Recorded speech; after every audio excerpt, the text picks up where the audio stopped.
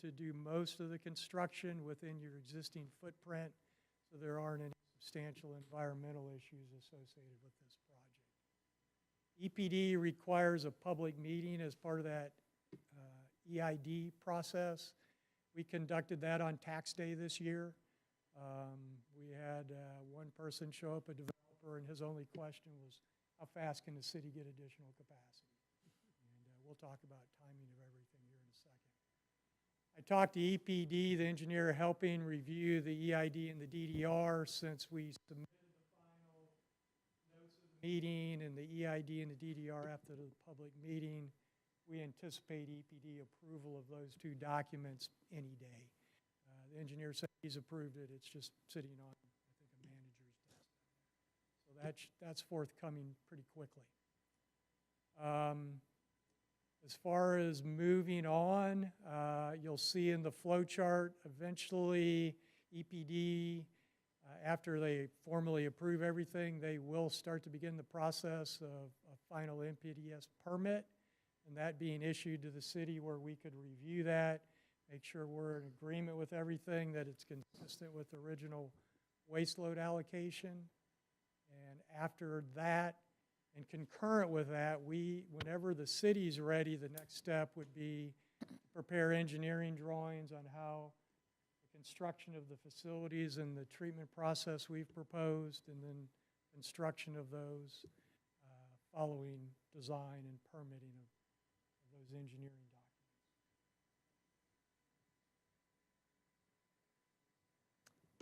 Proposed expansion plan, as I've mentioned, is a two-phase plan, or we've teed it up to be a two-phase plan. We could either go phase one from 3.4 to 5.1 MGD and get that increment of reserve capacity, 1.7 MGD beyond your current 3.4. Or we've already teed it up, and EPD's permitted, if y'all wanted to go ahead and go to 6.8 MGD. At this point in time, that's been teed up for the city to do that if you want to do that. What would you, and I know you're going to go further into this, number of rooftops, what are we looking at growth-wise? How long is it going to take us to hit 5.1? How long? We projected the 5.1 would, according to your comp plan and the projections in that for population, and we projected that 5.1 would should last you around 20 years. The 6.8 would obviously last you quite a bit longer and would set the city up long-term for additional growth. Okay. You'll see some other numbers tonight that will help make that decision. Yeah. Yeah, when we actually requested that additional waste load, I didn't know what the cost numbers would look like, and we'll get to that in a second. Probably be some more questions after I show those. That's actually the discharge from Noonan Utilities Mineral Springs wastewater plant, where we've been using this flow scheme that we proposed for Monroe. We've been actively operating that plant for more than 5 years. That's where the staff went and looked at some of the equipment, including some of the filters that y'all may want to consider installing at your plant. Hard to see from the picture, but that's the actual discharge into the receiving stream. That's not what the discharges used to look like 40 years ago when I first started this. They were gray and murky, had odor problems. Here again, you can stand on the top bank and actually count all the stones in the bottom of the creek. So it's a high quality effluent that would be discharged from the plant. So this is the phase one. It may be hard to see the numbers, but to make that initial jump from 3.4 MGD to 5.1 MGD, there's a lot of sunken costs in this first project to ultimately be set up to expand the project to 6.8. Our last cost estimate we did in November, that total project was right around $36 million.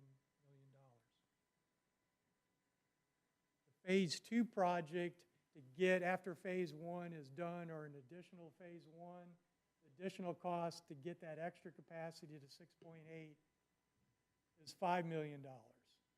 So when you look at this on a dollar per gallon basis, if the city is interested, it seems very cost-effective on a dollar per gallon of capacity basis. If you can afford it, go ahead and make that jump from 3.4 to 6.8.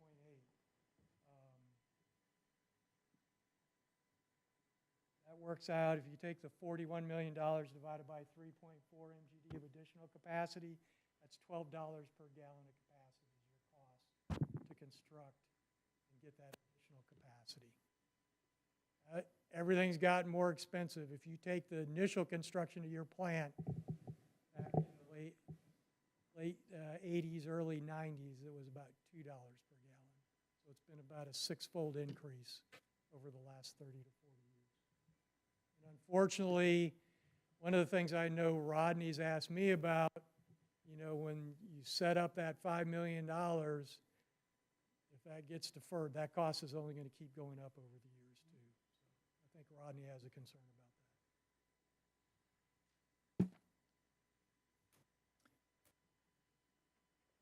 that. So the question, okay, what are the next steps for the city to actually get additional capacity for development? First thing, I know the city's talking and evaluating funding options.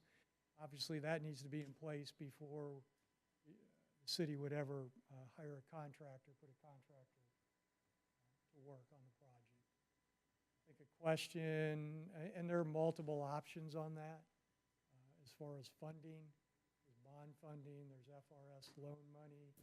There is maybe some grant money out there, but that's hard to come by. I know the initial plant when we built it, that was back when there was still EPA grant money, but it was closing fast, and luckily the city got a 55% grant at that time. But the grants are few and far between, unfortunately, at this point in time. Yeah, I think we're just looking at another bond. It's probably your best go-to. And then within the structure of that bond, we can kind of finagle it where we can back into that debt. So, you know, slowly over time, so it doesn't hit all of our ratepayers at once. That'd be the idea. Good idea. If you do go that route, there are strings associated with the SRF money. You'll save some money not dealing with some of those strings. I don't think there's anyone here from EPD. But I would tell them that to their face. They know that.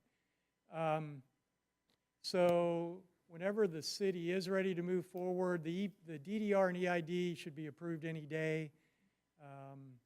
Whenever the city is ready to move forward, it will take us at least a year. I put a year plus to go ahead and go through the detailed design that's required on the facility to put together the engineering documents, get them all permitted, and go ahead and solicit bids from the contractors. And then, you know, 40 years ago, we built all kinds of projects, and typically it never took more than a year, but for a number of reasons, this type of project will probably take us upwards of 2 years to actually construct. So whenever the city is ready to move forward, it will take us at least 3 years to go ahead and get additional capacity in place. Give me a minute. I can go back to whatever slide we need to. This is just a quick layout of the proposed facilities for both Phase 1 and Phase 2.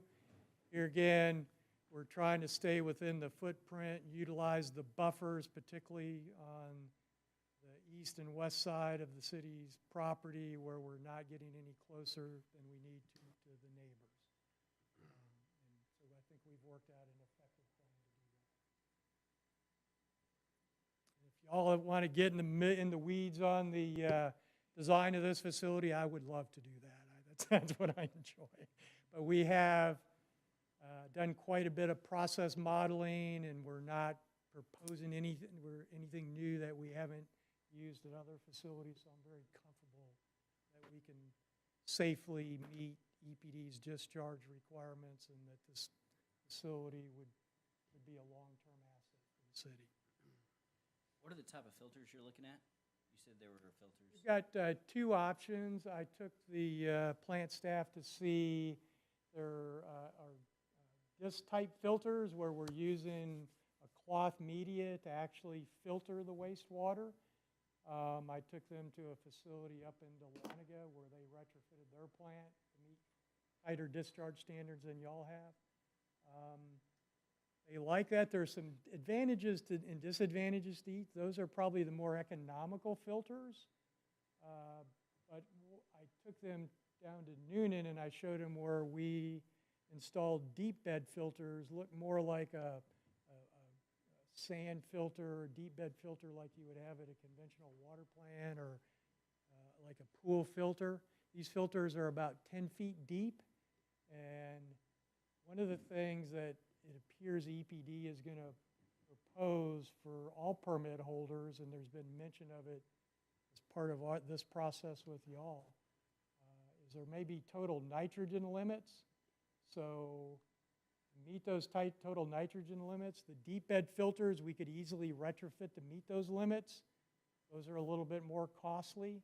If we go with the more economical filters, we'll have to put in probably a second set of filters depending on where those total nitrogen limits are set. So those are the two main options we've seen used effectively to meet the discharge limits being imposed by the city. One's a little bit more economical than the other. There are advantages to the more costly option because it may save the city money long term. Do either of them have proprietary technology? No, there are or equals on any of those, Okay. both of those technologies. I can't think of anything that I proposed in the process flow diagram where it's proprietary. Perfect. And I didn't, a lot of people to meet these standards, there are a lot of proprietary systems out there, and they're very costly not only to build but to operate. I think this is a cost-effective system to operate. Yeah, right. So one of the other virtues of this design is that we can do it on the existing plant structure, right? We're not having to go out like a lot of other cities and purchase a new piece of property that is really hard to qualify with EPD. So we're blessed to be able to have that big property out there. That was good thinking many, many years ago. Skipping down a little bit, items requiring action. I've just been talking with Peter for quite a while.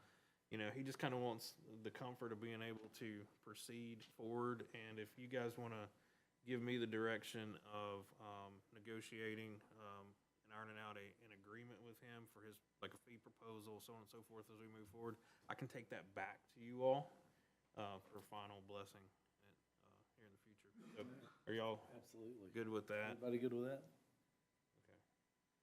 So, no formal action on that necessarily tonight, but that's the general direction, and we can work on formalizing that structure here. Appreciate the opportunity. Yeah.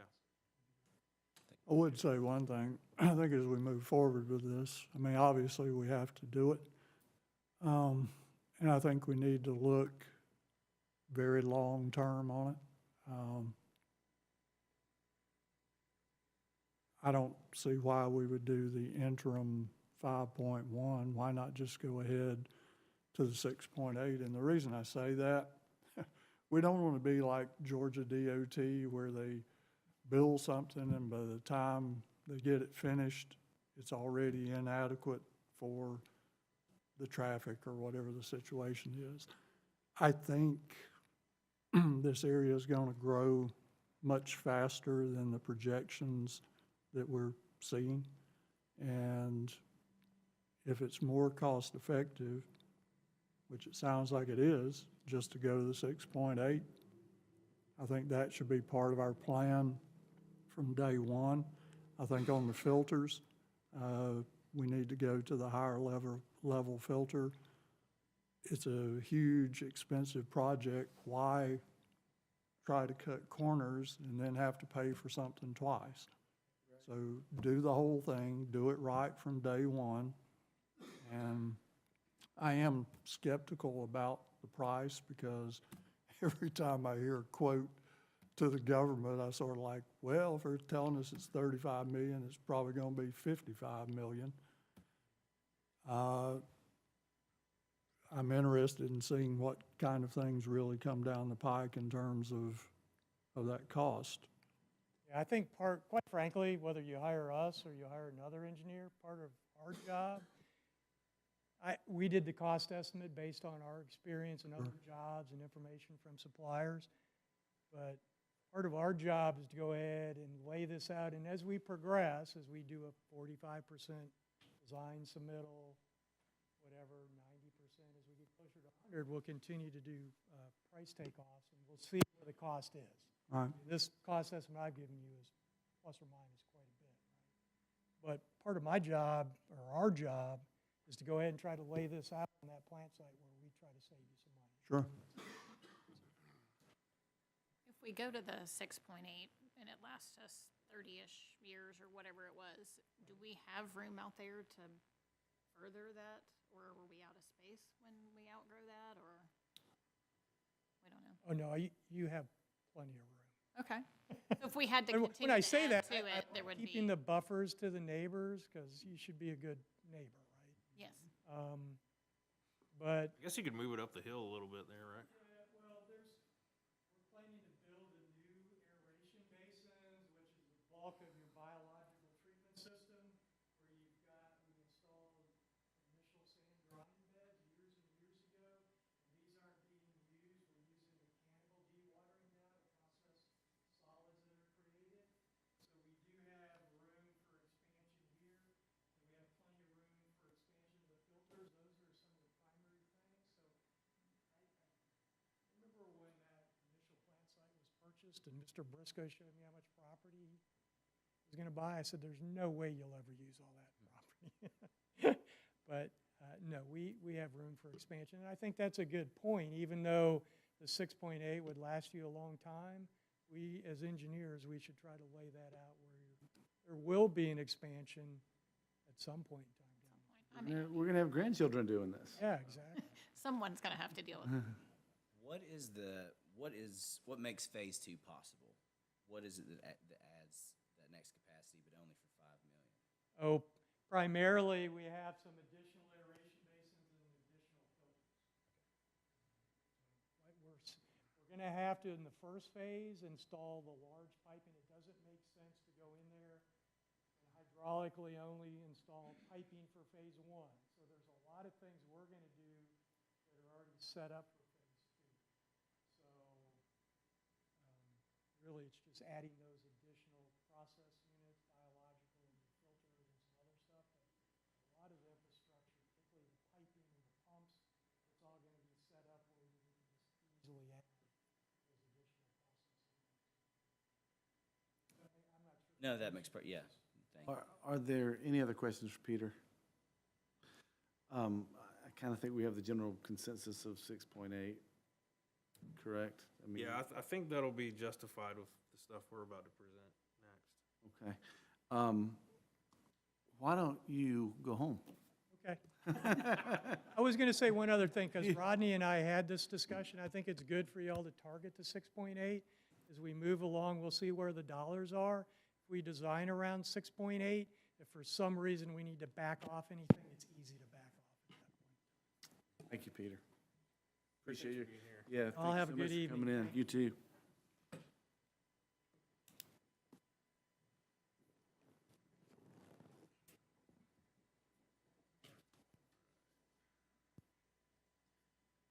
All right, next up, so it kind of dovetails nicely with planning and development and map updates.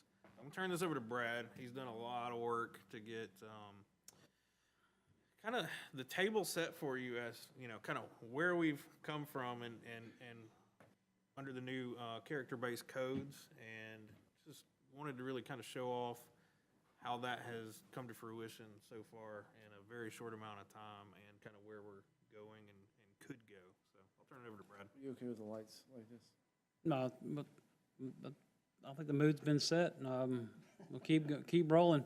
No, thank you, Logan. And so, yeah, I'm just going to start off by, updating the council on our character-based code that you adopted back in December, right, December 10th. So we've kind of had it going on for a while. So got a few lots that have been subdivided under our new standards in the city core under that regulating plan. And the benefit's been some flexibility, lot sizes that normally had never been allowed in our city before. And we've issued a few permits on some houses. You might have seen them in town being constructed. There's a few that are around. And there are, public reception has been pretty positive. I mean, there are folks asking questions. There haven't necessarily been permits pulled in every instance, but people who are coming in that are getting their permits in other instances are having a conversation and dialogue with the code office about, hey, what is this new map right here? And so it begins the conversation with Kathleen and Heather, and it goes a little further, and they start asking about, you know, what does the new code entail? And it gets a little further, and they start explaining the new regulations, and it gets a little bit of intrigue going, and the folks seem to be pretty receptive to what they're seeing, and they're pretty surprised at the amount of flexibility, home sizes, and things of that nature, and also the lot sizes. Can you give us an example of? There's going to be some examples. Let me get through this. I got a question portion after each section. If you, Okay. yeah, just let me get to the end of this part right here. So for the building permits, the staff is currently reviewing each permit for compliance for the CBC standards. That's me. So each time someone turns in a permit, you know, we're coming in kind of one-offs at a time. It's no big problem. That's to review it for those standards. If you remember our code, there were a lot that were coming in. I mean, there were a lot of standards that were involved, but they're really not complicated when you take a look at actual home and what they have to the qualifications they have to meet that requirement. So we're making that process as easy as possible. When we meet, we're meeting one-on-one with our folks that are turning those in. I come downstairs and meet Kathleen, they're turning a permit in, and get them turned around as quickly as we would with a normal permit. It's not really creating a cumbersome process for anybody. The alternative to this would be engaging with TPUDC, the consultant that wrote our form-based code, and having those permits shipped off digitally, obviously for a review, to the architects who wrote the code, and they could review the permits for us if this becomes an issue or we have some incredible volumes that would be involved. But that's not the case now, and I don't anticipate that being an issue. And so I think we'll be just fine, and once our staff gets trained, it'll be an in-house procedure, and I think that'll be just fine. So we're going to continue to monitor the success of the code, and obviously your zoning ordinance, as we normally would, and monitor for any updates or anything like that may come up, as we normally would. And the good news is I have nothing to offer you right now, and almost 5 months of the new code. Of course, we had a big rewrite last year, right? And we made a lot of changes, and there's nothing on the table right now that needs immediate change or any type of urgent matter.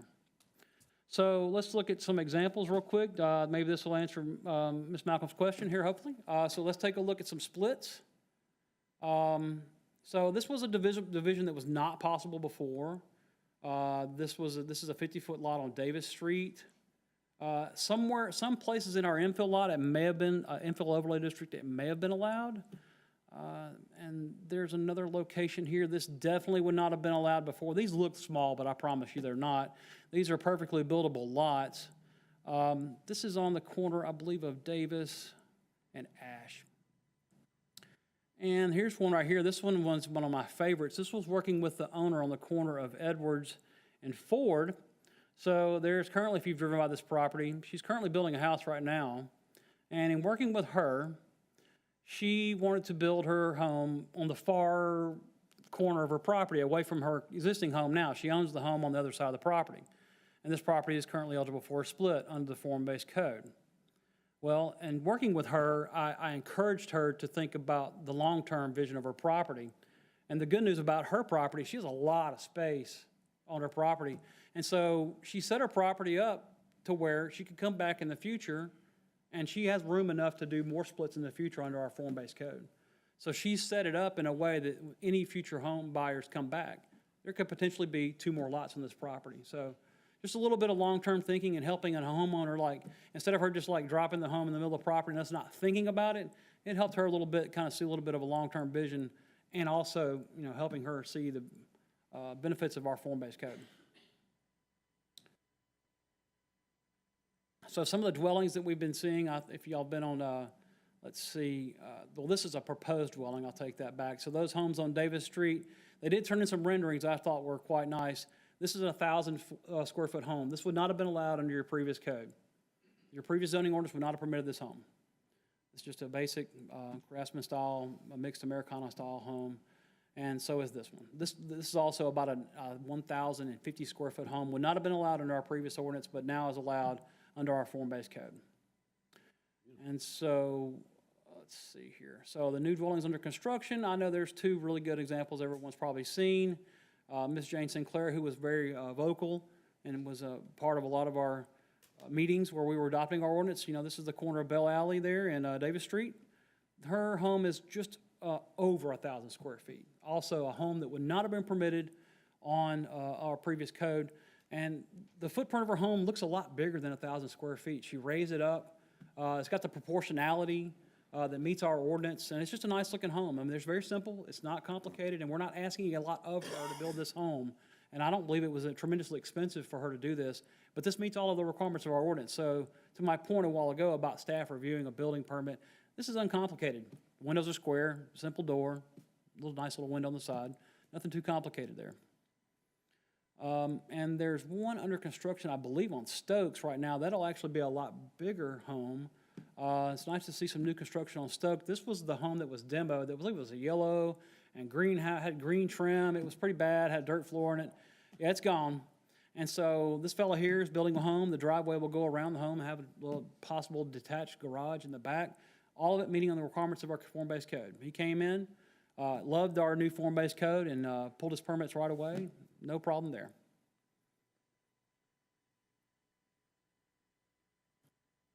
And this is the most recent thing that we had. This was pretty good. This was last month. So I'm sure y'all are familiar. This is 525 South Madison.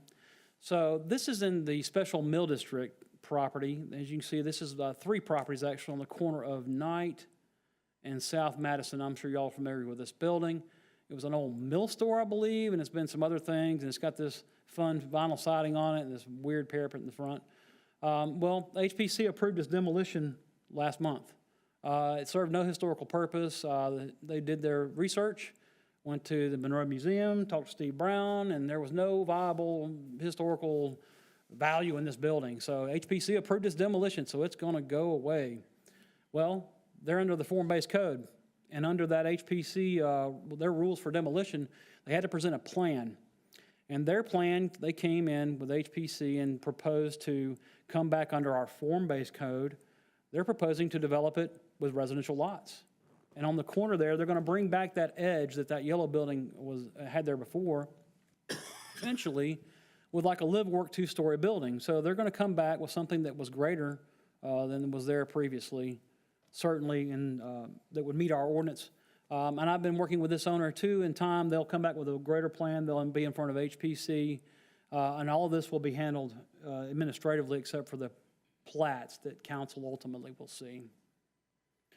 And that was all for the form-based code. But any questions about anything going on with our character-based code or anything? One quick comment though, this has kind of somewhat fulfilled some of the check boxes you set a few years ago for building more attainable housing in town. And so these smaller footprint homes that people can just come in, bam, get a permit without any bureaucracy, has just been, it's been pretty exciting to see that take place in just a few months. So Yeah. those on Marable Street that's been erected, those less than the 1,600? I'll get to those in just a minute. Oh, okay. But I think they are, to answer your question, I believe they are. Because those are actually in the infill overlay district. And to Logan's point, though, a lot of this we're handling, though, is a benefit. It all is all handled administratively. There's not a lot of heavy lifting that has to go on to get some of this to happen. With the limited staff that we have, that's kind of great. So, a lot of late nights. Anything else? I got other sections, so I'm going to keep rolling on if that's cool. Yeah. All right, This is moving on. Thank you. All right. So, all right, let's talk about some infill lots, and I think, not to get too far ahead, let's see here. So here's some infill lot splits that are just outside of our regulating plan, right? I mean, these are the ones that, this one was pretty creative. I actually enjoyed working with the owner on this one. This one was a lot I did not think would work. And we worked back and forth on the dimensions, and it was ugly, and I'm like, this will never work. The dimensions were just weird. And so, but I'm glad to see that they'll end up being 3 homes where there was never going to be 3 homes. But your IOD actually made it work, and there'll actually be 3 homes here in time. They haven't built it yet. They hadn't pulled their permits, but this plat is approved and is recorded. Let's see, yeah, the one on, this was a retracement plat. This was East Fifth Street. These lots existed some number of years ago. The cool thing about this lot was the homes that were built on it. These were built, to your current single-family home standards. So you can see there's their modest homes, recessed garages that meet all of your requirements. And then this was a one I'm sure y'all have seen. This is on Millage Avenue. This is a home that's under construction right now. This one had HPC approval, and they fully complied with all of HPC requirements, which weren't too substantial, but they maintained the look of the Church Street Historic District.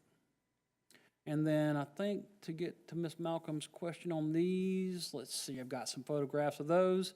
These are the East Marable lots. These were IOD subdivisions. They did require HPC approval. And if I'm not mistaken, these came in, I think these were just right at 1,500 square feet. If I'm not mistaken, I could go back and look, but they might have been even. They look great. I mean, Yeah, Yeah, I'm sorry? They might be. I mean, he might have, I know the footprint was definitely met the minimums of the IOD. That's all that I have to check the box on. So they obviously exceeded that. Yeah, and these were great. So, I mean, these met the requirements of your single-family home standards, too. The garage and the parking is in the rear. So that's kind of all for the infill. I don't have anything else for that unless y'all have some questions about those. If y'all don't, I'm just going to keep. While he's doing that, what do you think? Are you all pleased? Are you expecting something else? I'll take that one on. Please. Because I live directly across from the house that Jane Sinclair built. What's neat about it? We live in one of those little cottages back there. It's actually smaller than hers. As soon as she gets hers finished, we can just yell at each other across the street like neighborhoods used to be. People walk up and down the street. We talk to them. I think it's a wonderful thing. Doing these smaller houses helps with what is one of our biggest problems, which is affordability for first-time homeowners, for single people, for, couples who are trying to downsize. So I think so far it's working wonderfully, and something we really need to educate folks about as we go forward. But I love it. I think it's great. I do too. Anybody else? what I'm seeing looks really good. All righty. So let's get into the big stuff. Let's talk about your residential developments that are mostly on the periphery of your city. So that's a lovely snapshot of River Point out there on the edge of the city. It looks kind of dark and dingy here with the lights off, but it's actually, all the development there in January. But let's take a look at how they're kind of staying with you right now. We have 6 that are considered active projects in the city right now. So let's take a look at those real quick. So let's just kind of go around the dial here, starting with River Point. That is in my office right now. It's going to start its second review probably this week. I expect to get a submittal from them. They've already gone through their first review for their final plat submittal. There's some issues on the project right now. They're reconstructing some of their street in phase 1, and I believe they've gotten almost all of their utilities completed, but that probably will be seen by City Council here in the summertime for their first phase approval. There should be homes constructed in it, I would imagine, before the beginning of the fall. Moving on to, I believe, let's get around here to, got the Jacks apartment complex out there on 78. They're leasing. We have estimates. We just kind of guess what they're at, but they're definitely not at capacity as far as their lease amounts. They're not, they're clearly not turned every unit on out there, but they're leasing. We don't have a number. I don't have anything to give you. Brooklyn Commons. This is a project that you final platted in October, and there's nothing built out there, right? So what's going on? Are we being, difficult or whatever with the homeowner rights? I mean, so it hasn't been the case. No, we've been working with the guy. D.R. Horton is the guy who bought it, right? Had to work with them a little bit. They went out there and did some work without a permit. So we're working with them on that. And we're going to have a development agreement in place here soon to get that worked out because they would prefer to leave the work as is, and then we're going to have to get a development agreement to get that finalized so they can revert it back to what we approved when the final plat was recorded. So when you approved their rezone modification in 2021, there were some standards and with some extra elevations that the city council asked for them to have in this development. Those were the single-family detached homes, and then the townhomes had to have unique elevations as well. These were the standards that I provided to D.R. Horton when they met with me several months ago before we actually started getting really into the nitty-gritty. And so, first review, out of the gate, it was ugly. Ugh. There was a lot of red ink on the first review. They just weren't passing the muster, but they were very responsive. They completely did a 180 and met every one of the pattern book requirements. So every elevation that they turned in matches exactly what the pattern book was required by city council. So very pleased with what they're proposing. They matched everything that we requested. So we're going to be getting to a point here, we'll be issuing permits out there very soon. Moving on to the Vines. Well, Vines is currently in development. I'm sure y'all are aware if y'all been on Vine Street. They just finished their entrances or in the throes of that at the moment. So the Vines is unique because, you know, it's pretty much a pad-ready sort of development, right? And we've been meeting with some developers who just, you know, they don't really care for the city's standards when it comes to like garage designs. So we hear that a lot, and I'm just going to mention this now because you will hear it if you hadn't already heard it. I'm going to go back to that 5th Street property, the one we did the IOD lots. That fella met the garage requirements without grading the heck out of this property. You know, he worked with the topography. This meets our code. These are pad-ready sites that are flat. So I don't know what the problem is on meeting our requirements. I keep hearing that you can't meet it, but that's a flat lot. These are not. So don't know what's going on with these guys. They just claim they can't. Anyway, moving on, Hambrick Station is in the throes of all, I would imagine you'll probably see a final plat before the end of the year. I hadn't gotten anything from them, but that smaller development, small amount of streets, but they are moving quickly out there. Where is that? That was Hambrick Station. That was Corner. Criswell and Vine and Malcovy. Now, okay, that's what I thought. Yep. And then Rivers Edge, you approved that final plat, I believe, in summertime. We haven't received any permits on that. I believe we got their sign package and their fence, their amenity in the front. That's all we've gotten on that. We'll probably see something from them soon. And that was all for your current and active residential developments. That map real quick, Brad. 325. Check that out at the bottom. This is stuff in progress right now. That's 1,323 total dwelling units that are going to be coming online. Yeah, I'm gonna get more into the weeds on that one here in a minute. I'm gonna get real into the weeds on that one. Okay. All right. I mean, no questions about current residential development. Let's get into the other stuff. Let's get what we don't know. Let's talk about inactive and zoned residential properties in your city. And we never really have taken a deep dive that I know of. Logan and I have talked about this. We never really have like quantified what kind of impact you've got that's zoned. I don't think anybody ever has. Kind of terrifies us a little bit. So let's take a look at it. It's a lot. We've got a lot of property that is undeveloped in our city that is zoned for a tremendous impact to our city. A lot of acreage and a lot of potential impact to our city. Let's just kind of take a look at some big ones, but you've seen some, and some you've acted on. Recently, like number 5 there, that's Breedlove Farm. A very robust mixed-use plan you just adopted in October. It was a beautiful, very well thought out and articulate plan. Deer Acres across the street is a PRD, but it does need to be rethought with its 27-hole golf course. Let's see, you got Madison Ridge, their preliminary plat just expired. Blaine Street is not really one I would consider inactive because we are actively trying to work with a negotiating contract to sell, but it's on that list. And then Avondale Mills, I would not really consider this, you know, in some bad territory. The city just acquired it, but it's going to go into, I guess, a dormant stage for the moment.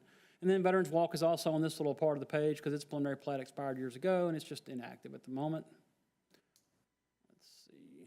So what does all this mean? What does all that, those ugly numbers that I was talking about mean? Well, Logan was gonna get to there. Well, there's a lot of data, but I don't want to throw at you and scare you a little bit, but we're talking 2.49 persons per household was your 2022 comp plan. This is a conservative number because it's actually more than that now if you read our U.S. Census. So you're talking about 17,574 people are zoned to be in our city that aren't built yet.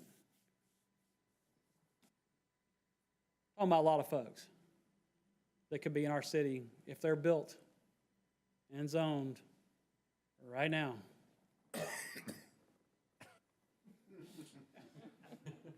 It's a terrifying number if you're a planner. We're at about 16,000, just a shade over right now. It's more than doubling us. I had trouble quantifying this number. I had no idea that it was this large. I knew it was a number that was probably close to 5, but I was like, this was bigger than I thought. Because you just approved Breedlove Farms that really bumped that number out, right? I mean, our current population, this is a 2023 estimate, we're over 16 now. We're definitely over 16 now, no doubt. We're zoned and developing for 33,000 people. Well, what does that mean? What's happened, though? I commend this council on something that just happened. Breedlove Farm, when you look at this list, there's really 2 major impacts here because there's a lot of assumptions being made on this list by myself. Up here, I got some R1 zone properties. Those were the Jarvis property way up there on Friendship Church Road and a Breedlove property. These are assumptions made on R1 zone property. So these numbers here, don't be scared by these. These are, they're in conservation use. They've signed 10-year conservation uses with the county. We don't even have ag zoning in our city, so they're just sitting there on zone R1. There's no intent to develop these at any time soon. I'm not concerned about these or this one either. Where's it? I don't see it on here. I may have misnamed it on here, blasting game. Anyway, it's also in, there it is. It's also in conservation in 189 units. So some of this number here could be a little bit fluffier, but still, you have a major impact from developments that are impending on your city. And so you just really invested a lot of time in rezoning that property for that owner and a very robust, permanent rezone plan that's a good mixed-use project. And if he develops it in that manner, it's going to be good for this city. And it lessens the impact of that number of the population coming to our city, right? That's not a terrifying number if that project is developed that way. What is terrifying is if this other project here across the street is not developed in this manner. This is a robust mixed-use project, very well thought out. You saw it, you approved it. What scares me is the one across the street. If it's not a well-thought-out plan, this could be bad. Anyway. But that will need some definite thought and some well-articulated plan. It's going to require probably a very good consultant for that owner. And, I would hope that they do come in and have the same treatment that Mr. Rowell took with his property when he comes in. But if there's any questions, that pretty much is all that I have for council. But if they came in today, even if the moratorium wasn't there, we still couldn't service them. Well, no, you couldn't, but you could rezone them like you did for Breedlove Farm. Yeah, we're talking about that. I'm sorry, I went through that one probably a little too fast. You see my cute little icons there. I assumed you're talking about Deer Acres, but Yeah, Deer Acres, the big blue one, yeah, that property acreage makes up almost like a fifth of your city. but if it comes back in, it has to be rezoned. Yeah, unless they want to build a 27-hole golf course right now. Yeah, because their current plan, if you're not familiar with their plan, and I shouldn't assume that everyone's familiar with it. It has multifamily in the front, detached from the rest of it, and it's got this loose sort of single-family residential component all throughout the rest around a 27-hole golf course. I will say this, the residential standards for that development are very strong. They all suggest rear-loaded. Even 20 years ago, they did. Even 20 years ago, the residential architectural standards that were submitted for that all suggest rear-loaded 100%. Even though they don't say rear-loaded in their standards, the photographs that were presented in their package, there isn't a single driveway in any of the photographs. It's streets, tree-lined streets, houses, and it's from a new urbanist community, wherever they pulled those examples from. So it's assumed that they're going to have alleys and all that kind of stuff too. So when I meet with folks and they're like, well, what do we have to build? I'm like, here's the package from the photographs. I'm like, it has to look like this. So when we've met with folks, that's what we've given them. We just hope that when someone does try to take this down, you know, it's not trying to terrify you guys or anything, but they just need to take the approach that Lee Rowell did with Breedlove Farm and have a well-thought-out, articulate plan. Because this, I mean, Breedlove Farm, in reality, for me, I'm 52 years old, I'm a city planner. Probably won't see the end of Breedlove Farm in my lifetime. Deer Acres, I will not live to see the end of Deer Acres as a planner. Isn't that wild? That's a 30 to 40 to 50-year project. Maybe, man, I don't know, dude. The alternative is some of the people we've met with would like to build that out in about 3 years. Oh, yeah. Right. I'm sure. Yeah, they want to come in. They want to come in and lay it down like tomorrow. Brad, this was excellent. Thank you very much. No problem. I mean, we didn't really jump into all this kind of nitty gritty in January. I mean, we had a different, because our focus in January is different, but No, I'm just saying it's great. It's a lot of really good information, very digestible, very understandable, very clear picture about where we are and what needs to be done. Really appreciate that. So going back to the wastewater plant, so we're at 3.4 million gallons now, and we're talking about going 6.8. So we're doubling, or more than doubling our population as is now, with additional commercial, industrial that we know will happen over time, with no other annexations. There you go. That's all of your 6.8 right there. All of that comes to fruition. That does equal, so 6.8 would cover, I would cover everything, more than likely, okay. but that's it. And that's why we've kind of been saying, and you all have done it via ordinance, let's put the brakes on outside annexations. We have plenty to fill up our bucket right here. And that's if nobody goes vertical and increases Right. density. So we can handle the infill density. That's just little one-offs here and there. It's just these mega developments. When they come online, it creates a lot of pressure all at once.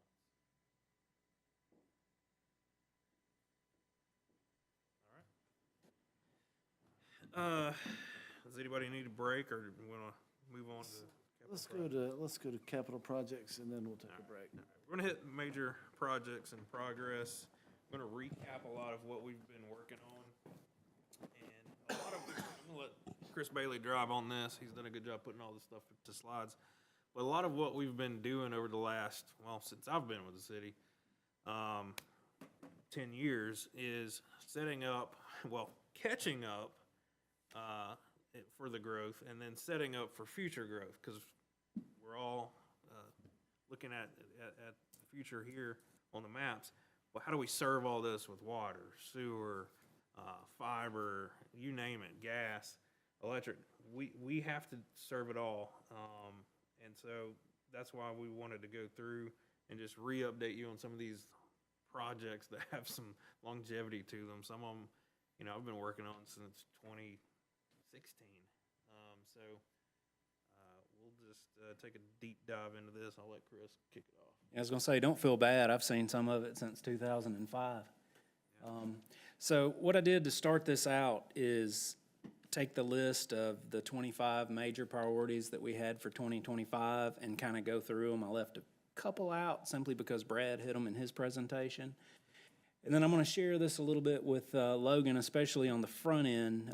Some of it's DOT work. Some of the other is what Rodney is working on currently with water, wastewater, different things of that, substation and whatnot. So I'm following the list as we presented it in January. The first one is the State Route 11, US 78 intersection signalization, and I'll let Logan jump in. So this was identified as one of the biggies at our January retreat, right? We know we have the Highway 83 connector coming to an end, construction-wise, sometime later this summer, early fall. And so what's going to happen here is we're going to have a big bottleneck at 78 and 11. I think we all know that. 2,000 trucks a day pouring out right there, either getting on 78 or getting off 78. So I've been working for a couple years now with GDOT Atlanta and our District 1 office, and it's been exceedingly tough to get them to recognize, like David said, to see the future, right? We're okay. We've got adequate counts now. We're making the cutoff and the thresholds, but they do not care about 10 days from now, much less, 4 years or anything like that.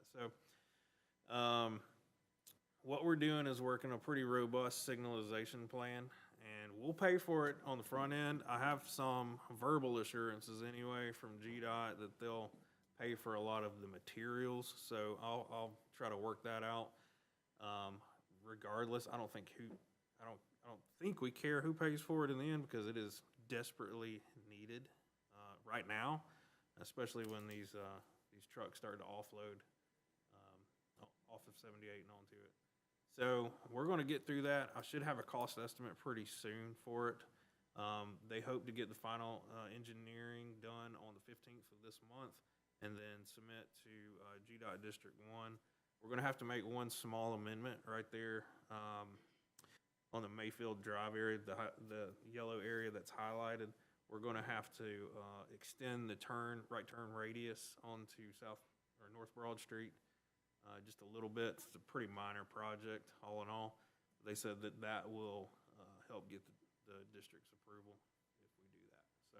Well, Mayfield, okay, so on Mayfield, are we going to continue to allow cars to try to turn left? So that's a question for you all. Do you want to try to restrict that? Now, ultimately, we want to have that Mayfield connector in place, right? Right. That's another big dollar project. That's a nice to have. We're not there yet. And what that would do would restrict the turns. But I will run that through District 1 to see what they think. If they want to go ahead and eliminate that, if you're good with it. Oh, yes. And it's causing that street to back up and clog, It is. I think you may see a little bit less of that once it's signalized. Yeah. But, I'll get the district's thoughts on that. But that is up to your purview if you want to restrict those left turn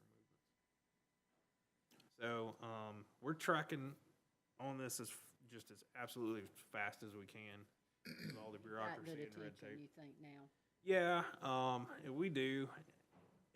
It's just super slow because you're balancing GDOT Atlanta with 78 and GDOT District 1, which is everything else, like SR 11. So, we didn't actually meet the traffic threshold, if you can believe that. We will, though. For the off ramps, we didn't meet it. Yep. For some of the time. So, we got creative, got the engineers to kind of work them over with a little bit of engineering magic, and the district has agreed with that so far.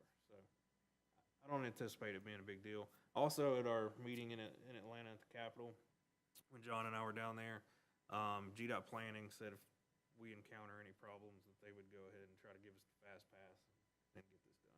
Because they know it's going to give them a shiny black eye when the trucks start off loading and they're in queue all the way back to Unicia Drive. Or cut through, what is that? Across and come in off of Walton Road. Oh, yeah. Back in there, and that's a real likely thing. Yeah, some will probably do that. So, that's that project. I'll keep you updated as this moves along, but this is definitely one of our highest priorities. And then jump into the raw and finish water line construction. All the easement clearing is complete. That's part of what you're seeing along, out in front of the pavilion along 78, different things of that, a couple of images of whatnot. They've got the bores complete on US 78 Cook Street, Highway 11 at Deer Acres, and 7811 and right there at Williams Transco at the pipeline. So when I come off the ramp at Home Depot going 78, that's what I'm seeing.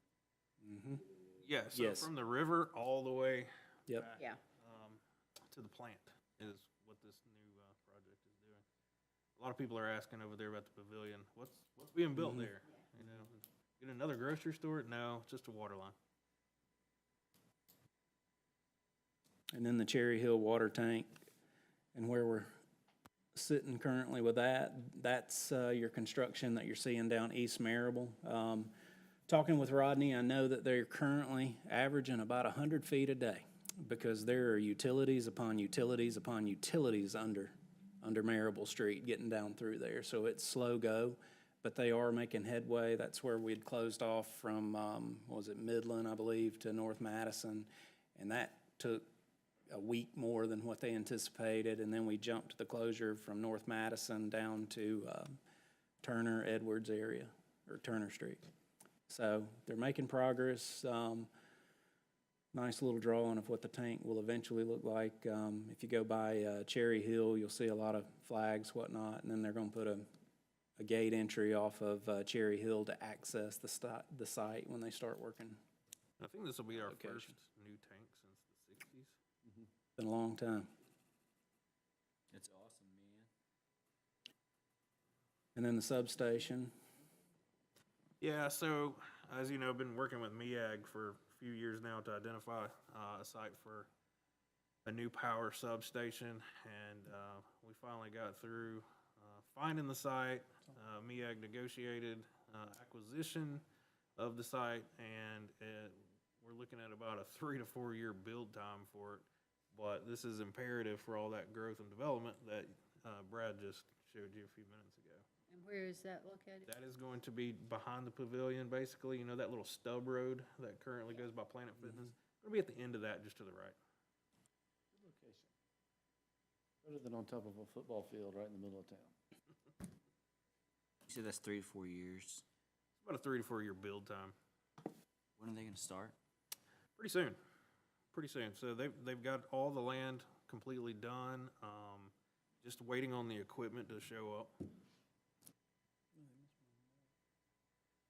So then jump into the Walton County Jail with the gas and electric. You see the costs associated with extending, providing electricity, natural gas. I think we said this was our first choice load that we've actually had with the jail. Is that correct, Logan? Yeah, that's right. At least since Leggett and Platt, way back in Yeah. the day. Right? What was the gas on that one? It's for, $1,500,000. yeah, 1.5, electric's 430, 610. County paid for the gas. Correct.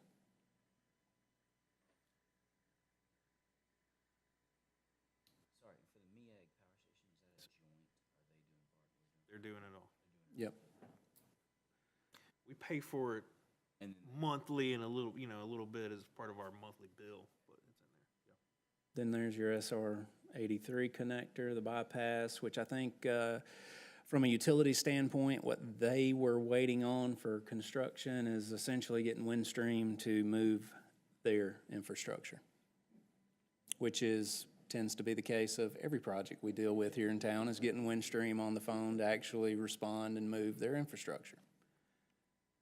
Timeline on that, John, Logan's later this year, I believe, August. Scott Briscoe with the Arsenal says it'll be August. I feel more comfortable saying September. GDOT says October. And that's the thing, the majority of it, I think they've got a lot paved, a lot of, done. They're just waiting on that little northeast kind of segment. And then there's the northern bypass project that was presented. The other side, we're actually meeting with Oglethorpe Power tomorrow to go over easement, right-of-way acquisitions. We'll meet at the historic courthouse. That's step one. Step two, we are hoping that by the contribution of having the right-of-way and the easements taken care of, that GDOT will be a little more flexible in throwing some money our way. But still, the match on some project of that magnitude is gonna have to come from somewhere. With the T-Splost, I think that match is 20%. Without a T-Splost, it's 50%. Yep. We'll talk about T-Splost in a little bit and how palatable and in the overall scheme of things. But if we don't get the right-of-way acquisition handled, it's 11 parcels right now. It could be upwards of 50 by the time they drag as feet are dragged, like they did with the last one, because we made it from 1988 to a few months from now since we've been talking about it. This one's not gonna last that long, but we do need to start doing our part anyway tomorrow.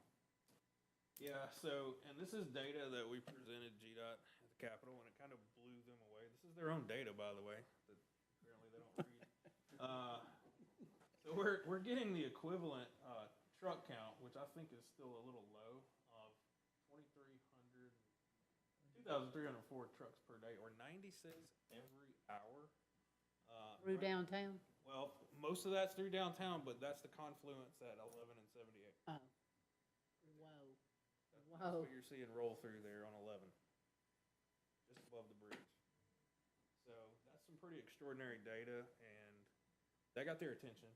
So they understand that that's impactful in a negative way to a lot of the businesses in the state that need to move the freight, especially from the port back through the metro Atlanta area. And then jumping forward to, Brad had mentioned Blaine Station. That's a little bit of the process of what we've went through over the years. 2018, the food line, which is now the police department, municipal court. We did the exterior roof rehab for about $750,000.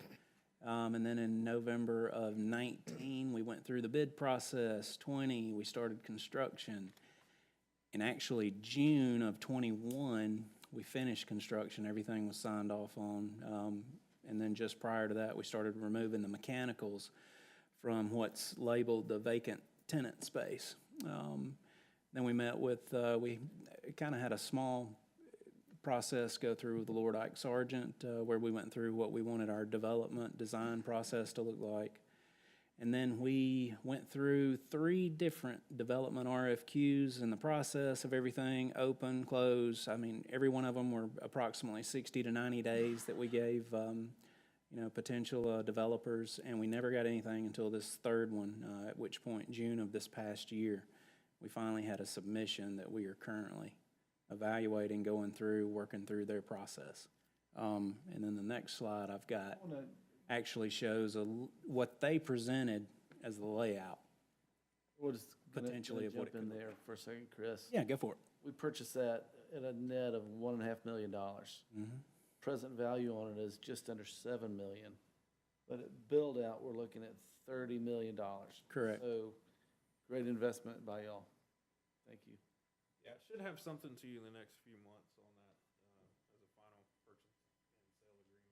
Then you can see up at the top part, your existing PD and what they've got, everything else laid out. And then They would take down the townhomes. shopping center as well. Yeah, so some of it's gonna be converted. Try to utilize what's there.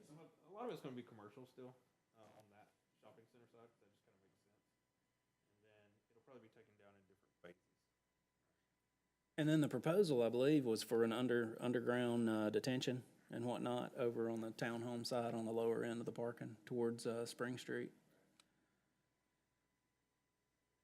Just a sidebar, one of the architects that is working on this is pretty world-renowned.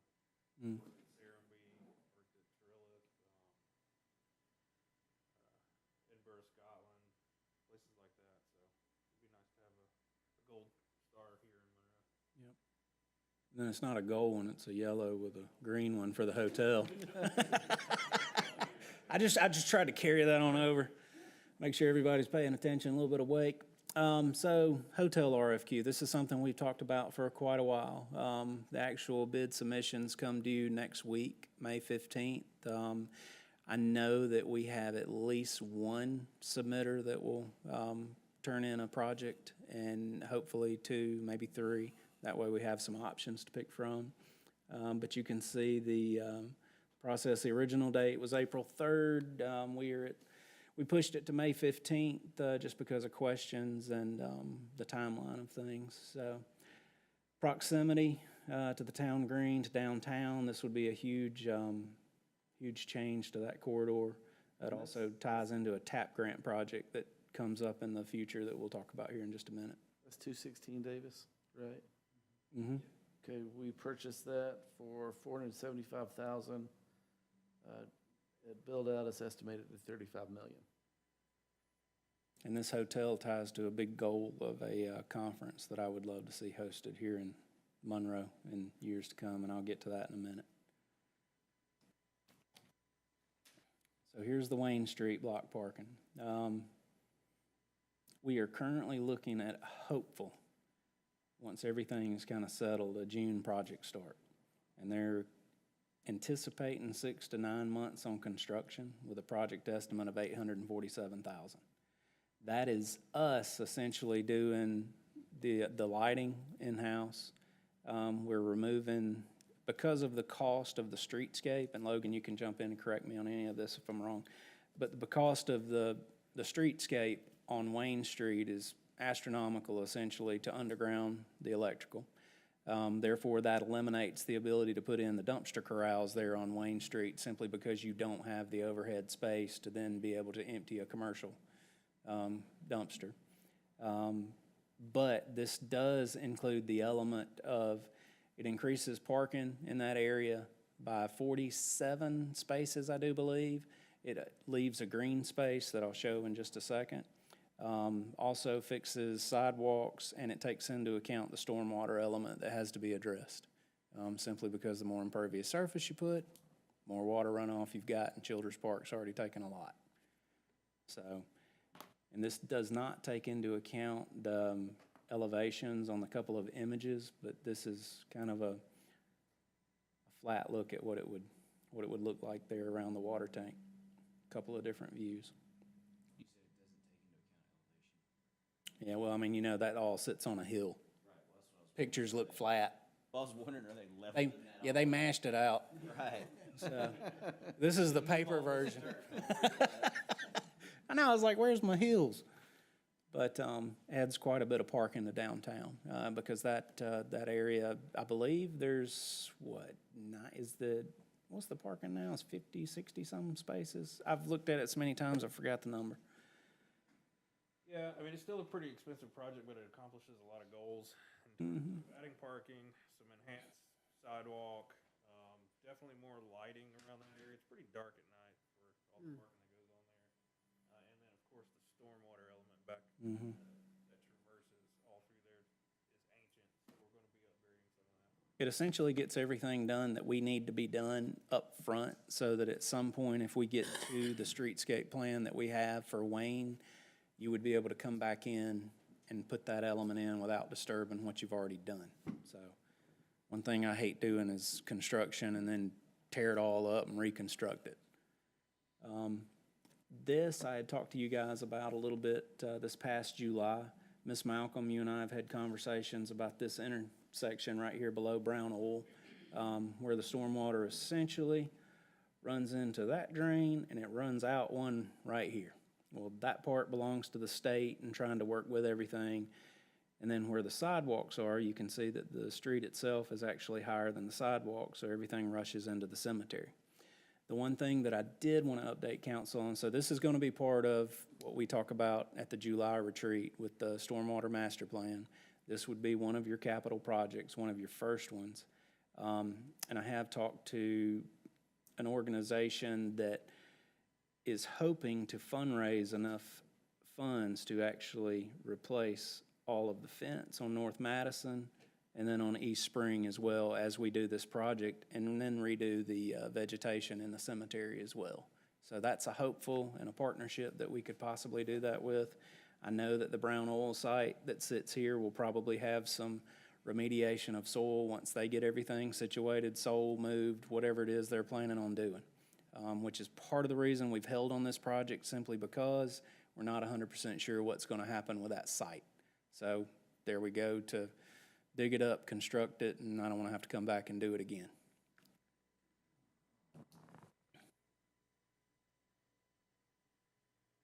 And I'm froze.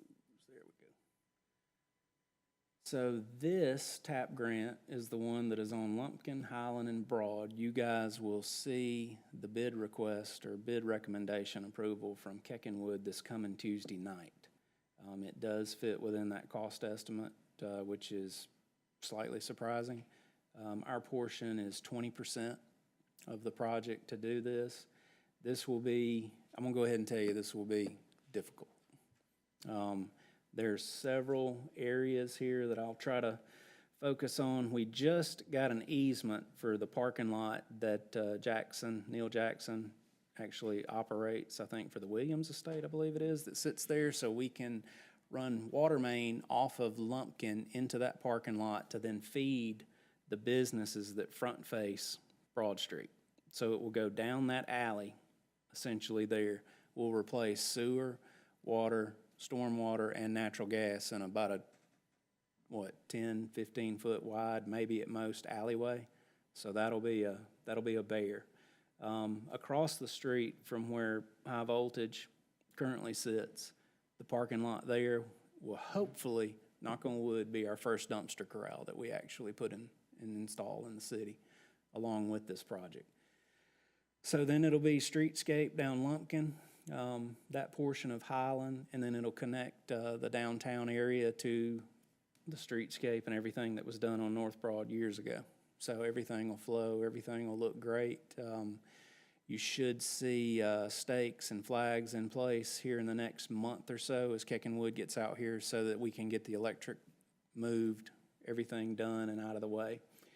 And then on top of that, if that's not enough for this project, we're going to try to replace the water and sewer that runs on Broad Street from Highland to Marable. Which, talking to Rodney the other day, it was a little bit surprising that sewer just sits less than a foot, I think, up under the ground, and how we haven't had any issues with it now to this point, but it needs to be replaced because that's some of your oldest pipe in town. So just, I don't know, beware of what this is going to create. It will be probably one of the toughest projects that we've had in the downtown area. As much traffic and as busy as we are, we'll try to do it as cleanly and as quickly as possible. I don't know, I'd say send all the When did you complaints my say it way. will go out to bid? Well, it's actually, we just closed the bid here 2 weeks ago. It will actually come before you guys this coming Tuesday night Right. for a vote on approval. And what's the estimated timeline on that? I don't know that they gave one. We haven't had pre-construction or anything. It's, with them, we'll meet and we'll discuss kind of what their timeline is and what the contractor's time frame is, which end. We're gonna try to push that they start on the north end first, at the Marable Broad Street intersection, simply because that gives us enough time, between streets, stormwater, water, sewer, gas, electric to work in the parking lot and work in that alleyway to get everything done, and then hopefully they'll be able to work their way down. So, time frame, I'm guessing easily a year. yeah, I would think so. It will, July? that's probably a little early, I would say. That's what I would say. I mean, I would say we're a good 3 to 4 months out, from construction starting.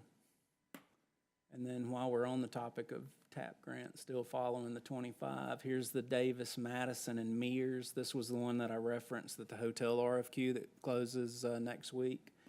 This actually kind of borders that area, so some of it may or may not change. But it will essentially, you have your streetscape that goes down South Broad. This will grab Davis Street, come down South Madison, and then one more, and then it'll close off at Mears Street. So essentially, it'll encapsulate that little corridor and that little block. The railroad is gonna be the difficult part with this one. And keep in mind, the Lumpkin TAP grant was started, back in 2018, I think the application was put in place. So, and here we are, 2025, just getting to the point of bids, and we'll start construction later this year. So 2024 was the application on this one. I mean, you could be looking at 2029, 2030 before construction actually begins. So there could be some changes to that area. And this, I actually anticipate, I know prices increase over time, but I think the actual scope of this may come down simply because of the development of this area potentially. The next TAP grant, McDaniel, from Childers Park to the city limits. Essentially same type of project. It'll be a streetscape project that will run on the north side of McDaniel Street. That will essentially create walkability all the way from the city limits in this area, which we will carry it on to this all the way to Childers Park. And then if we didn't have enough going on, we've had Keckenwood designed a potential roundabout that'll be at the Breedlove McDaniel intersection. It depends on what the cost estimates, what the feasibility, right-of-way acquisition in that area, how it kind of falls in and works out with that particular project at the time. Keep in mind, once again, a 2024 project application that is going through the process. You're looking again at a 2029, 2030 construction, but it's also, all of these TAP grants are only 20% local money involved, so. And then I plugged in the URA. That was the amendment that you guys voted in, or voted on this past month. Kind of a rehash of the map boundaries as they currently look. Back to Mr. Middlebrook's project, the Tantalus, the AMR system that is being installed currently. It shows heat maps of whatnot, and it's essentially collectors that grab your electric, water, gas meters, show whether they're on. You can control things, read them from remotely.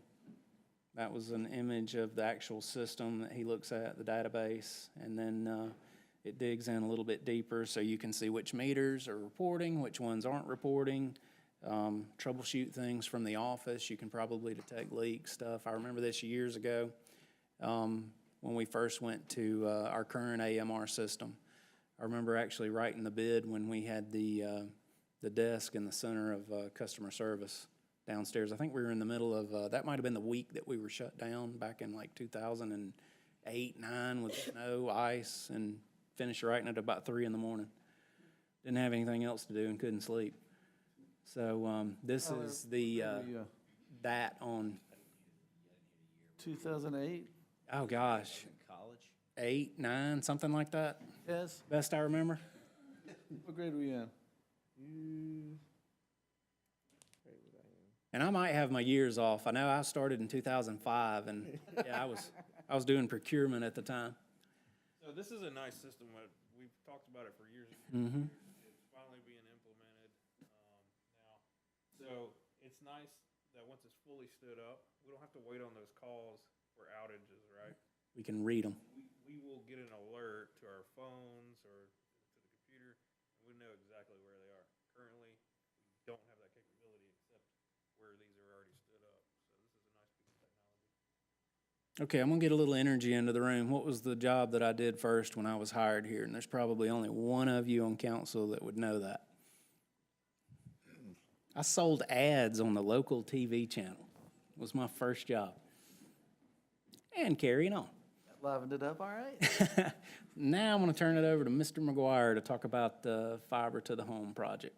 All right, so I just got up on the screen here for you real quick. You know, I've always talked about keeping track of this stuff on a map, and I don't know if we've ever actually shown it, but all the stuff in green there is what is currently live and is actually servicing our customers in terms of fiber deployment. Now, we've got a little bit that's on the outskirt edges, maybe a couple of pockets where some, you know, a developer worked with us to bring fiber into it, but focusing on the main core of Monroe and where our legacy cable plant overlays, that's basically what it is. And I was looking at it today, and somebody pointed out, they said, you know, when you look at it, it looks like a chicken. And I said, well, I never thought that. Now I cannot unsee that when I look at it. Sorry I brought that up. Did look like a chicken. So we're getting really close. We're getting really close to being done with the core footprint side of Monroe there. So what we've got here in this image here is basically anything in orange is what's left, and it's not much. So we actually some of that, believe it or not, just in a couple of days that this has been snapped and put on there on the northern end of town down Gratis Road, the Gatewood subdivision and Meadow Walk just went live this week. So there's actually a couple of green spots in that north end town up there, but we've got the north end town down Walton Road and Gratis. That area that we're working on now is what we're doing. We've got a little stint down towards Whitney Road on the south end of town that we're working on down there. And then we've got the West Walton area, which is down around River Mist and Emmons Bridge Road on the left side there. Once we complete those areas, we'll pretty much be almost 100% fiber as far as Monroe goes. We're still working, there's a couple of challenges we still got. You can see the little red dots up there. The little red dots are areas where we're having to work with property owners and the housing authority to get those areas a plan in place because they won't let us touch the buildings. And they've got some strict rules and stuff. And we've been working with some of them to try to get something in place for that. But that's what those little pockets of red areas are. Some of them going good, some of them we're still trying to work on. And then last but not least, it's not really part of the fiber to the home project, but it goes hand in hand with it, is dismantling our existing old cable coax plant. And actually, there's more that's been added to that map just this week. We had three other areas that just went on that map today. In addition to that, that is something that our support center is tackling really aggressively as we've moved into this year. And on your next council report that comes up, I got a new document that I'll include with that actually breaks down what's left, which nodes, how many customers. It'll have it all on there. That number is rapidly shrinking. We're really excited about that. But as far as that project goes, I anticipate that we'll be wrapped up with it by this year. So. And moving on. Thank you, Mike. Stormwater master plan that I had mentioned earlier. We discussed this last July. And what's going on, we will probably be declared an MS4 community in 2027, which means we are in good process right now for developing our master plan that includes our policy, our ordinance development, fee schedule, capital planning. We'll have to go through an entire public education component of this to be ready to do what MS4 communities are required to do, which we probably do 80-85% of that already, but it will get much more in depth, and there are a lot of capital projects that we can get to. We have completed the system inventory and analysis. I think our system is valued currently at roughly about $26-27 million. That's pipe in the ground, inlets, storm drains, whatnot. We have developed our policy. We have that sitting. Our fee schedule, capital planning was what we reviewed this past year. And then currently we have discussed the ordinance development with Keckenwood within the last 2 weeks, at which point Logan, myself, others will review that. Attorneys will go through it as far as how it flows with our development regulations. And then council will get the opportunity to review too once we've cleaned up some of the things that to allow it to flow with our current ordinances.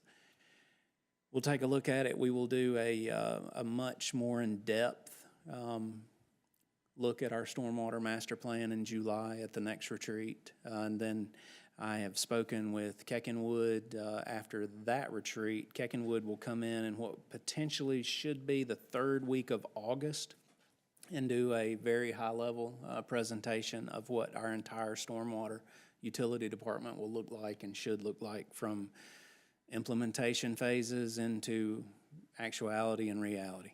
So a couple of the capital projects that you guys have seen, but I just wanted to throw on there. It's that West Highland, North Wayne Street is in need of repair, and then Magnolia Terrace. There's several others. Hammond Park, that's part of the reason that it's currently closed is because of stream bank remediation and whatnot that will have to be done. Then the North Madison corridor is included in the capital improvements. And then, of course, the retail package store that I think, Logan, I have you update. Just briefly, so where we're at, I finished up the application. Some of us on staff have made little tweaks and edits. It's about 15 pages, and I've shipped it off to the attorneys to go over with a fine tooth. Then we'll start the advertisement process and put it out there for a period of time, and then we'll have the lottery system to see who the first license gets awarded to, and we'll go from there. So that's where it sits right now, getting pretty darn close. Apparently, there's a lot of interest. And then jumping into number 23 on our list of 25, was discussing Showcase Monroe, which is essentially continue and develop our brand of what Monroe is, what Monroe was, what Monroe's going to be. Essentially focusing on continuing to be an award-winning city. So I wanted to go through some of the improvements, some of the things that we've done over the years. Obviously, the monument being replicated at what was formerly Hammock Park, now Monument Park. The verbiage on the left is actually the plaque that sits on that monument, telling a little bit about the history and how everything came to be. Not sure how fast you guys read. I'm a slow reader, so. But great project, fun to see.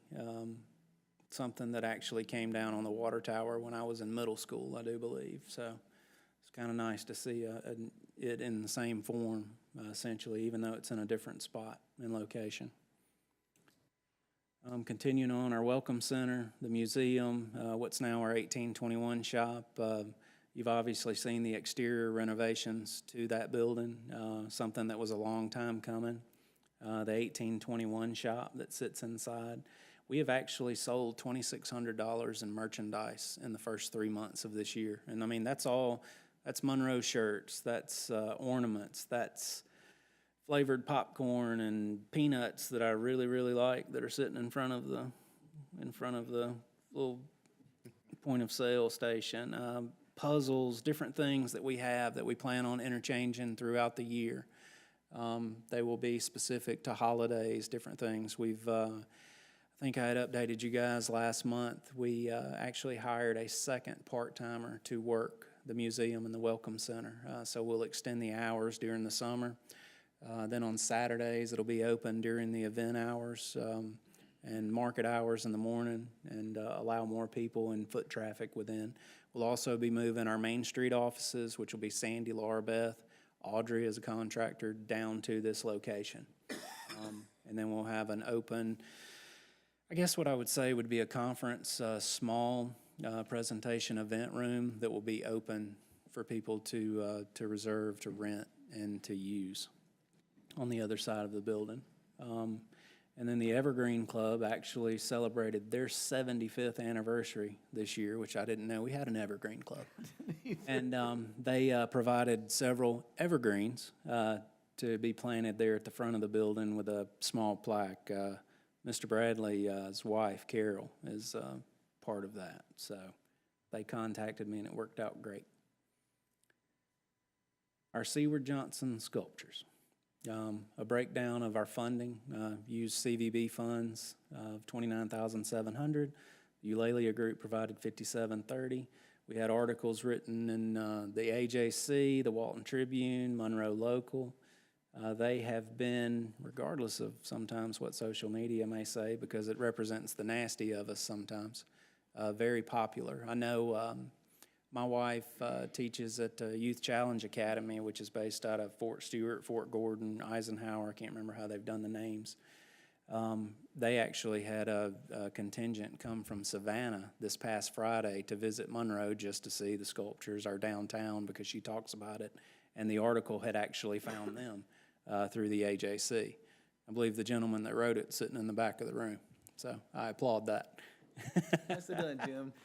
And one thing, Chris, let me jump in, because I did review the notes from the minutes from Convention and Visitors Bureau, and they started discussing this in October. So, and we approve those minutes every month. So we might not have gotten out in advance of explaining how they were paid for before they were ever put in.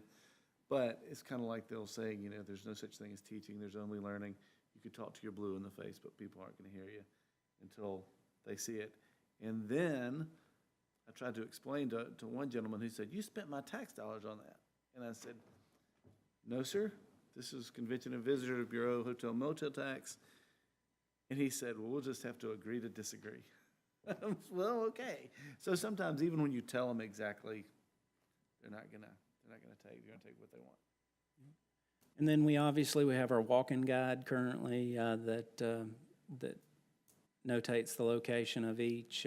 Anytime you pretty much walk through town, ride through town, the umbrella guy has yet to move and run out in front of us at the crosswalk, but people are always standing there taking pictures. It was like I said last month, art is supposed to essentially elicit two reactions, positive or negative. Regardless, people talk about Monroe, and that's the goal. The value of those sculptures is on the right and is a little bit mind-blowing to me, of what those are worth. So we were fortunate at the town green that that one did not get hit. And if you've been by, that wall is fixed, by the way. It was fixed before Friday night.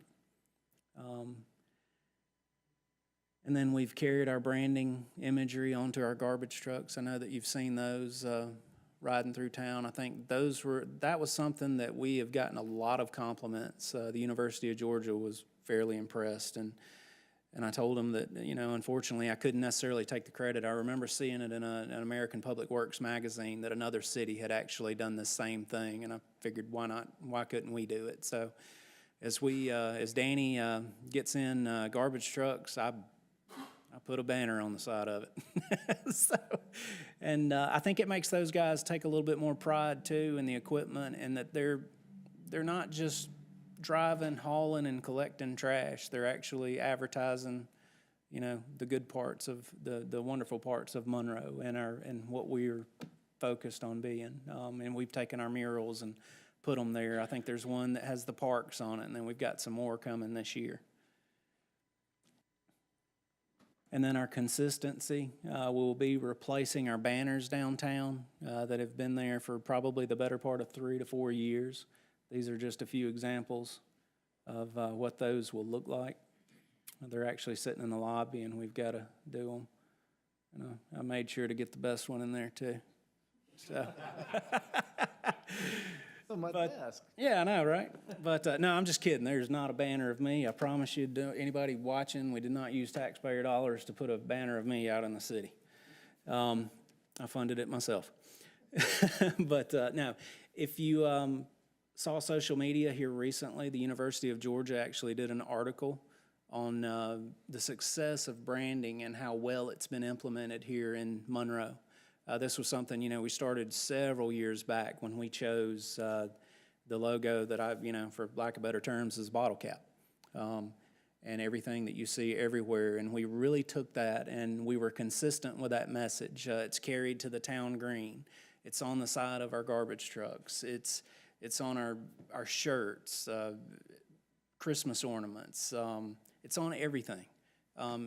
And it's something that not only have we put out there in, you know, as an art form or as a brand, it's something that I feel like we've kind of taken on as, you know, the motto of it's all yours. That's the intention of now and going forward. So it was a very well-written article that shows City of Hartwell, Swanee, Fort Oglethorpe, other cities throughout Georgia have come to visit us just to walk through and see how we've done this and how we've transformed and the great things that we've done as a city, as a council. So you guys should be very proud of that article because that's you. That's what you've allowed us to do. That's what you've pushed for us to do. Then our town green, obviously, was the placemaking project of the year in 2024, where we were awarded that in the city of Thomasville, where they hosted the Georgia Downtown Association Conference this past fall. Just some quick images of the green. This past Friday night represented the start of our second season of concerts, and I'd sent the numbers out just a little bit earlier. We had 4.1 thousand people attend the concert Friday night, and the average stay was 138 minutes on site. And then downtown Friday saw 11,400 people throughout downtown. So huge attendance, great for our city, just kind of proof in the pudding of what we're doing. And then I mentioned earlier I have a goal. After attending the GDA conference this past fall, we were sent an email here, I guess this is a couple weeks ago. I don't think it's actually got the date on it. but this is the first time I remember GDA actually emailing us and encouraging us to apply in their RFP process to select the city for 2027 to actually host the Georgia Downtown Association. So that's a huge step in the right direction of everything you guys have just seen. Obviously, we can't host it in 2027. You see the bottom element, providing a meeting space and lodging options. That's where the hotel RFQ comes into play. If we can get this hotel put into place, it sits right there beside our big event venue. Our downtown is thriving at this point, but it's only going to get better. It can get better, and it will get better. So in 2028, 2029, I want to apply, and I want Monroe to host the Georgia Downtown Association. We've hosted some small events, but not the major conference, where there were a large number of people that attended it from cities around the state of Georgia. And I just think that would be a great culmination of the success and the drive that this city has shown, especially in the last 10 years, I would say, but even longer. So that's your 25 major projects. We dove a little bit deeper into this. I don't know if we need a break for just a second before we get into the rest of it. Why don't you do that, and then we'll go over the geo stuff after the break. Why don't we just kind of breeze through? Okay, y'all want me to run through this in like 15 minutes? Let's just run through it real quick. I'll do my very best. Our CDBG, I'll go through this about 2 or 3 times because that's how many times we've actually done this project.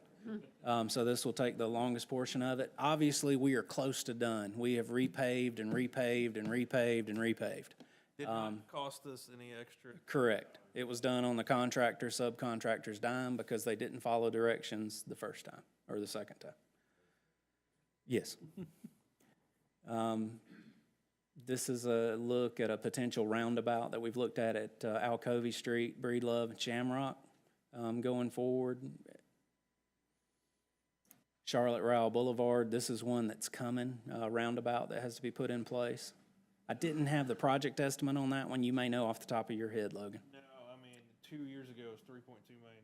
We do have some developer contributions for it. But these last 2 projects, while very important, these are the things that I'm going to ask you guys to start ranking, and we need your direction on as far as priorities, things like that, these uncompleted things. All we've done are provide some general concepts, things like this. And moving along, these are our LMIG numbers for since 2021. Shows your footage of lanes paved each year. Jeremiah did want me to relay that I think after this year's LMIG, we will have paved 100% of some of our main feeder streets, I believe he said. I should have made a note, but I didn't, but I know that we have accomplished quite a bit in our LMIG program since the late, it'd been 18, 19, I believe, when we started. And then this coming Tuesday night, you guys will see a request for a local road administration grant that we're getting from the state. That's approximately $250,000. That goes towards paving additional streets. We're looking at Breedlove. We're looking at Davis Street. We're actually trying to price redoing the sidewalk on Davis Street all the way. I believe it's from Collie, where the recent development was complete. I'm pretty sure that's right. Collie Street all the way down to Pine Park. Our Church Street streetscape, this is something that Logan and I have worked on, I believe, with the DDA. This is streetscape design there where Amici, Town Green, whatnot is. It's approximately $135,000, but would dress that area up. Something that will come back before you guys to discuss and decipher and determine if you want us to proceed with it. Oh, go back. Table to slow the traffic down so everybody In that area. Midland safely and get to the Town Green. And then Matthews Park. Julian Brown, who was conservationist, I remember when I was a kid going there, you had the nature walk essentially. You had your native plants, your native species, your geology display, different things of that nature. The family has actually put together a donation to contribute towards bringing this component of the park back into play. And obviously, I showed expenses over the years. We're looking at about a $40,000 expense for our portion to be able to do this, but it remediates several things out there. Part of that is $20,000 to repair the dam that we know is in desperate need of repair. And then to build a structure that's an educational pavilion that will have panels that display the species, different things, the history of the park as well, the Julian Brown commitment to it, and then obviously the panel boards. And then we're going to have third-party DNR may participate to come in and do a species study of the birds. We have one of the fish that's on site. Obviously, the geological area is still there. We're going to bring back the soil display. Then you already have your trees. You can see the placement of everything is put together. We've been working through with a couple of different entities to help us do this. And then, of course, there's the lake study. At its deepest point, that lake's only 8 foot deep towards the dam, which was quite surprising. You'll have some species displays and panels out that used to actually be there. They'll be put back in place that'll resemble similar to those. Then I'm going to turn it over to Mr. Croy really quickly to go over our obstructions and our LIDAR on runway 2, 1, and 3. Thank you, Bailey. So I'll try to be quick. Roughly 2 years ago, well, every 2 years, Georgia Department of Transportation requires our airport to be inspected for licensing purposes. So 2 years ago, we found out that through a LIDAR survey that they did, we had quite a number of what they're calling obstructions, which are essentially trees that are in our approach airspace. So as those planes fly into our airport in that airspace, we have trees. They're identifying them as obstructions that are in that airspace. In total, we have 311 obstructions that have penetrated that airspace, and we have 234 what they're saying are potential, which means they could be within 2 or 3 feet. That survey was done 2 years ago. Some of those potential obstructions could already be getting into that airspace. We are required to remove those obstructions. So me and Bailey over the last 2 years have been working with engineers and GDOT to put a plan together, and what it's looking like. We have identified the trees that are on city property, and the rest are going to be on private property. That's going to affect 65 parcels. So we have 65 lots that we will have to acquire easements to remove trees off of their property. So some of that's going to find you down the road, I'm sure. We have money in our CIP for the removal of those trees, and we will be working on that within the next year or two to get those removed. And then Can't add. And keep in mind, too, this section of Panel will have to close. That is one of the obstructions that the state's identified. But, yes. Unfortunately, thinking about it, if you can allow on top of that street a 14, 15-foot height truck, according to what GDOT allows. With that height on top of that roadway surface is actually breaking into the surface of that approach. Correct. So it is currently 5 foot into it. Yep. So then everything's just gonna have to go down, sorry, I can't remember exactly what that street is right there. Just down, Vine. yeah, down. Yep. Those on South Madison, those are some South Madison. old. Correct, right in there. Well, and you can see it affects all of these properties. Some of these trees are actually already gone. The other side, runway 2-1 is actually, the majority of it's on Jim Brown's property, and we've already discussed with them, so there shouldn't be much of an issue on that side. This area here will be where the predominant part of that grant money will be used.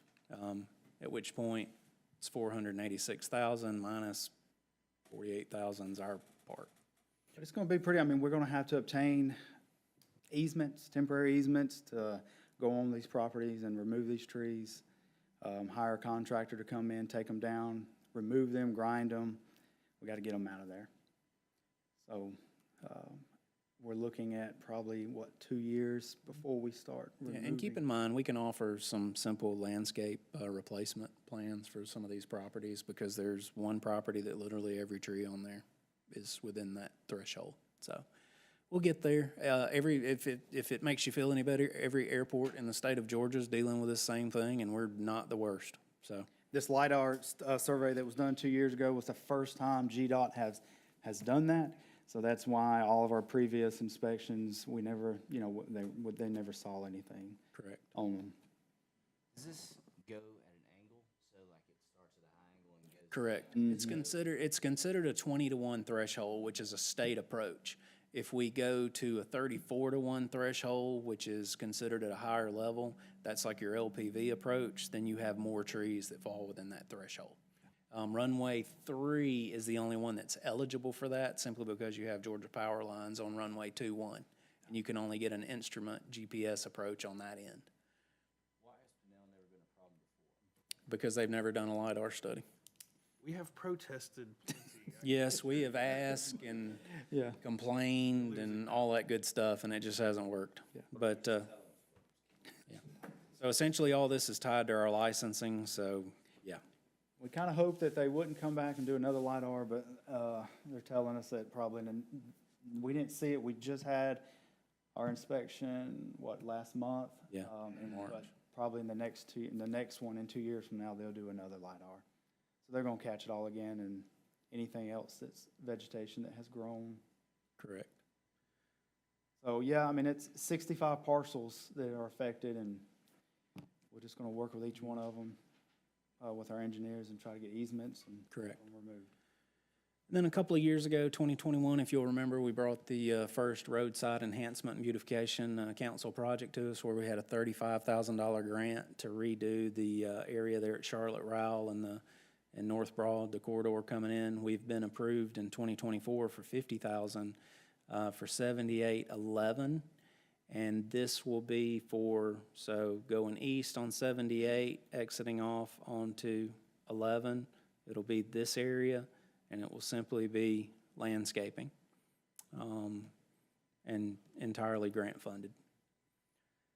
Our special event permit, I know that several of you have gotten calls on that as we go through things. We have taken the ordinance, updated, created an application that essentially follows several others that have an ordinance similar to ours. We're working through the process. I've spoken to several people that have had a couple of issues with it, because it's almost like a one size doesn't fit all. And then what we've come up with is essentially a breakdown of the number of people, and it helps determine what level of permit you need, cost of the city. We're using FEMA rates as it comes to public works equipment and whatnot, which is typically what you use anytime like you have a CDBG project, for instance. We track with FEMA rates, stuff of that nature. So it's easily quantifiable. But we're going to proceed through this for the next couple of months. We're going to see how things work out, make some adjustments as we find that we need to, and then we will bring back an ordinance, a couple of amendments to the existing ordinance to update and help cover everything.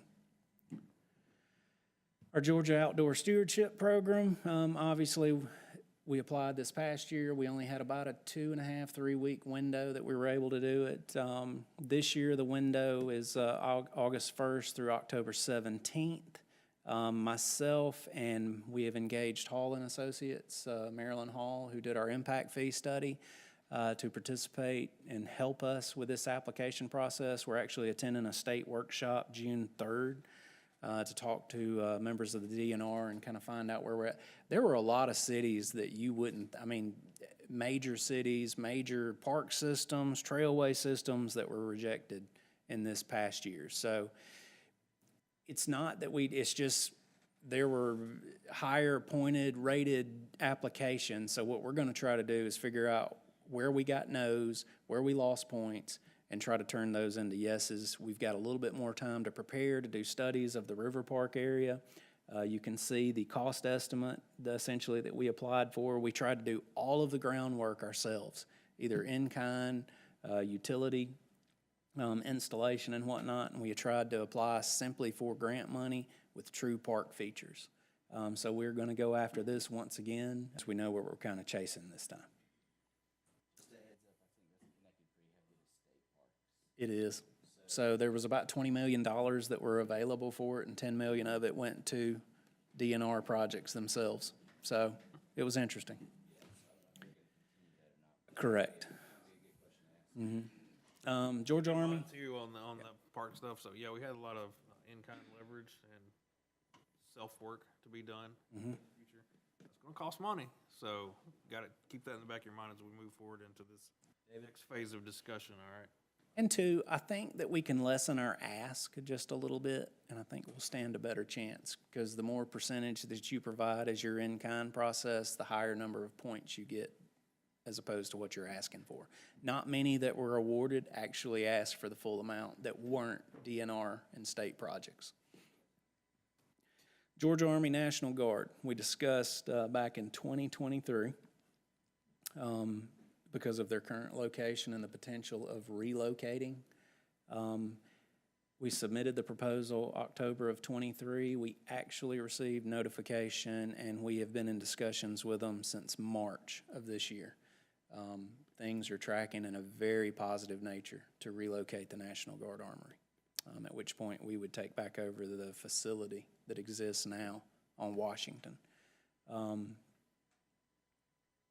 Current location, obviously when they have drill, heavy traffic, accidents, you can see the National Guards, what they want a facility to have versus what this one currently has and doesn't have.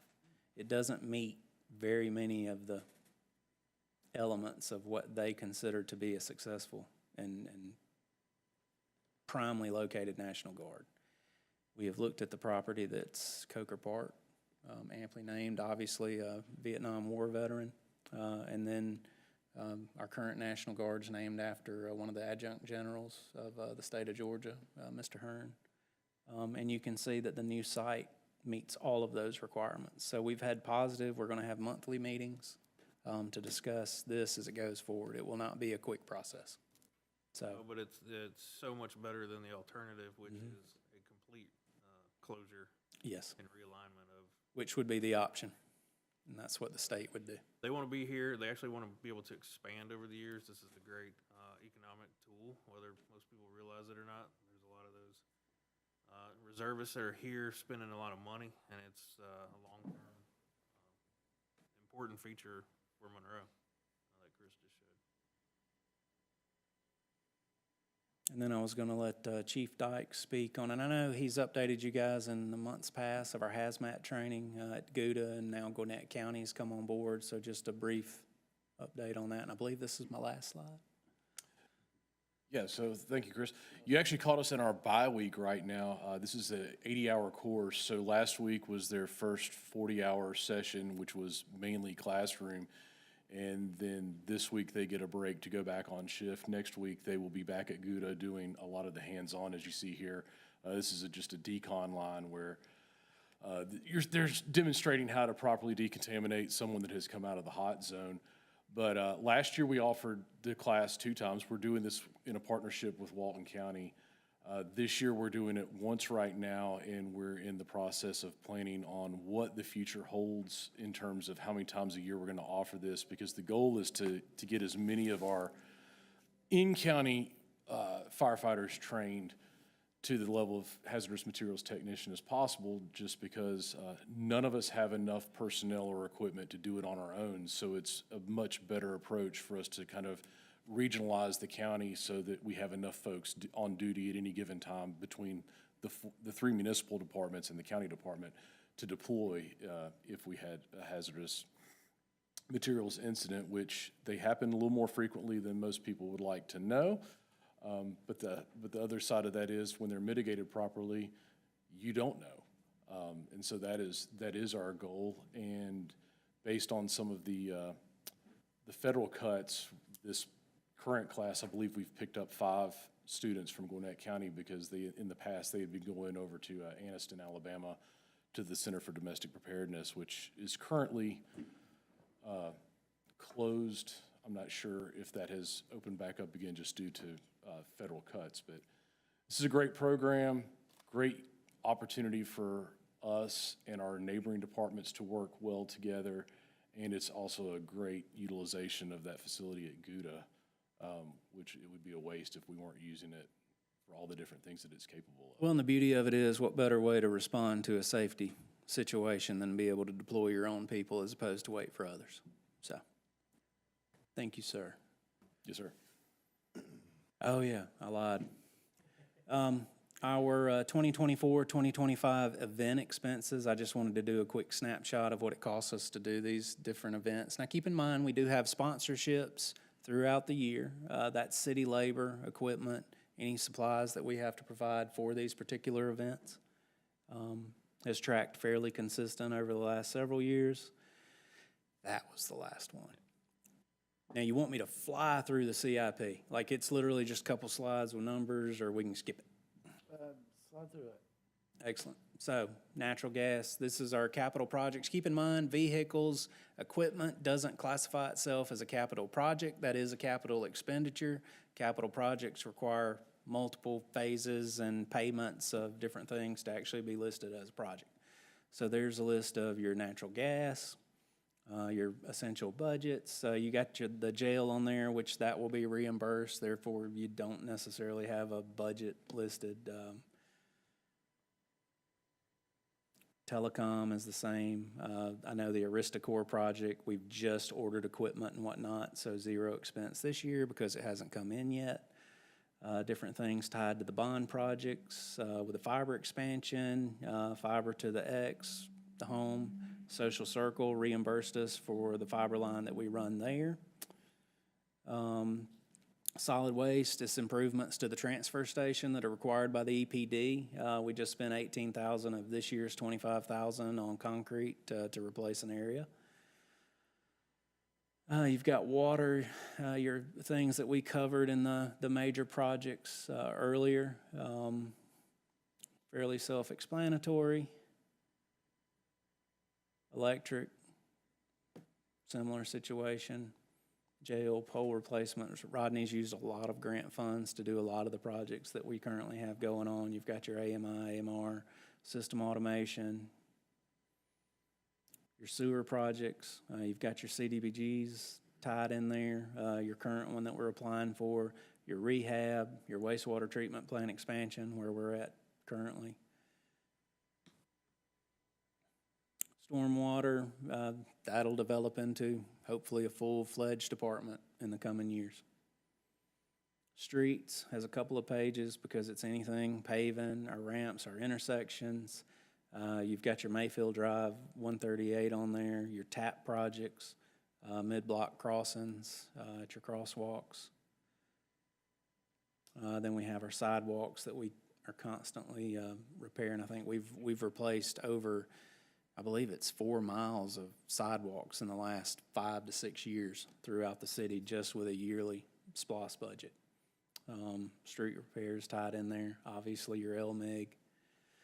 Your airport, keep in mind hangar design, we did that in-house. Your encroachment mulching that we've had to do per state inspection, obstruction removal. That's what we're gonna do on property for the $25,000.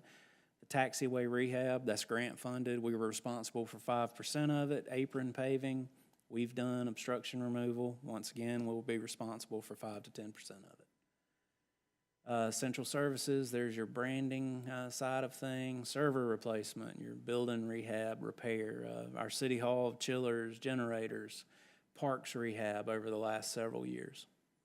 We're just getting started this year. And then our timekeeping system, and then we had our hurricane, which I'm pretty sure we spent more than $1,300, but that's what we were eligible to reclaim from FEMA. And then, Davis, if you can help me out, I have no idea what a GOAHS is. That's for our governor's office, highway safety, our traffic guys, traffic unit. That is what I thought it was.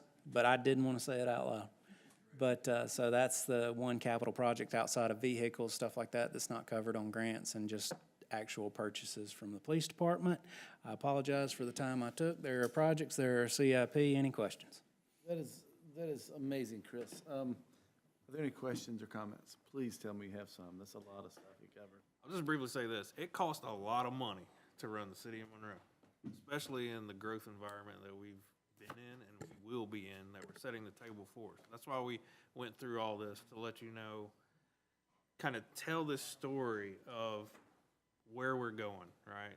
And this is everything that is required to serve the public here, whether it's our residents or visitors or businesses.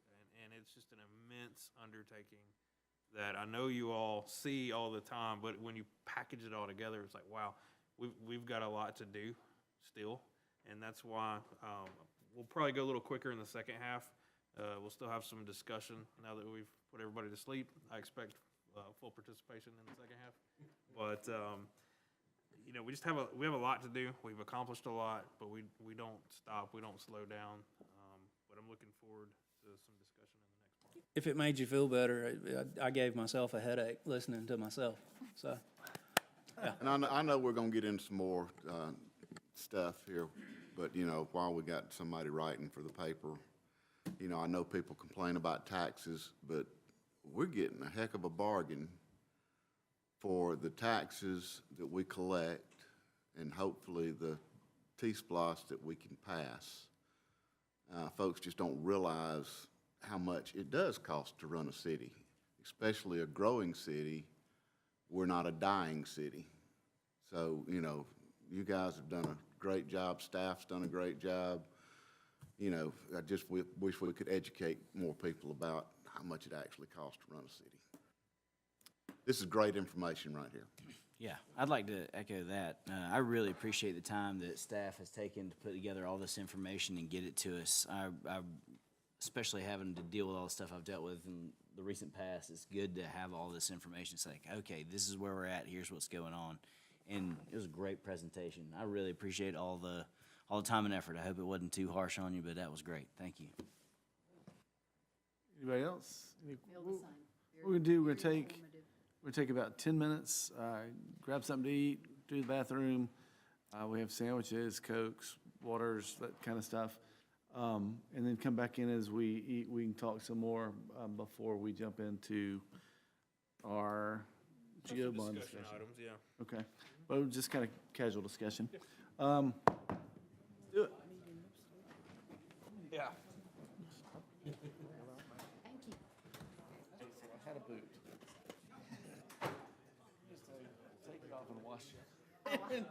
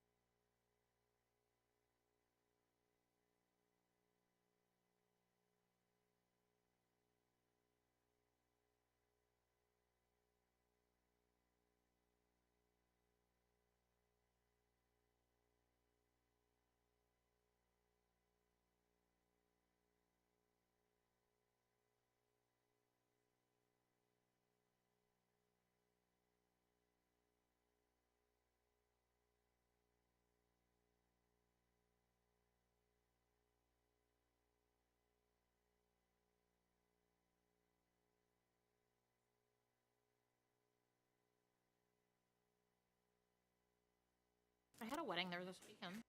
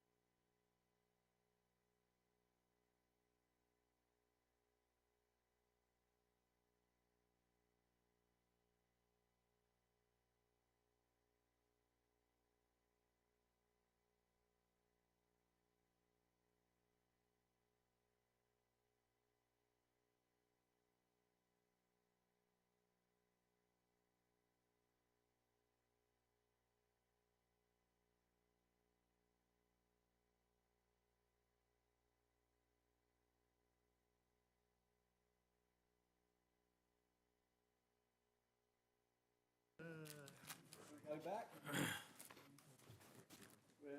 General obligation bond, Logan. All right, let's kick this off. All right, we've briefly discussed this in pieces here and there. Okay, we've got more work to do. How do we pay for it? Because dollars aren't just sitting around, but we know there are some things that are needed in the future. The city last did a general obligation bond, I believe, in the year 2000. That's since been long paid off. We have briefly talked about such items as a fire station, which we know is needed in the future. We have some money in SPLOST, but that's a pay-as-you-go situation, and honestly, with the cost of everything right now, that will probably only buy the equipment, right? Not the firehouse. We've talked about parks in the past, finishing out the River Park, trail system, Hammond Park, a few other little items here and there, capital-wise in our park system. Finishing touches on that, and even a potential small in-town cultural performing arts theater, multi-use kind of deal. That we can consolidate a few entities and playhouse and so on and so forth that we can rent out as well. So we have those three items. If you have any other items that you can think of that we may want to add to that, we may not want to do a GO bond at all. Of course, it has to go through a referendum process, but I'm just bringing that out for discussion amongst you all tonight. Well, I think we can make this a real short discussion at this point in time. That other GO bond you're talking about, you're looking at some of the players in that. Monroe had not done one. I think the previous one was probably 1963 or something. And so when we did the one you're talking about, we had some serious needs, one of which was that fire truck, the ladder truck. And we just didn't have the money to do it. So yeah, GO bond is a very useful tool. I'm a firm believer in using them. But my position is this: we're in what I think is a really perilous national economic situation. I think folks are about to get just slap silly from some of the fallout from this tariff mess. And I saw a thing the other day that $10 T-shirt you could buy at Walmart last week, couple weeks, it's going to be $25. This is not the time, in my opinion, is not the time to go to people saying we need to do a bond, a GO bond issue.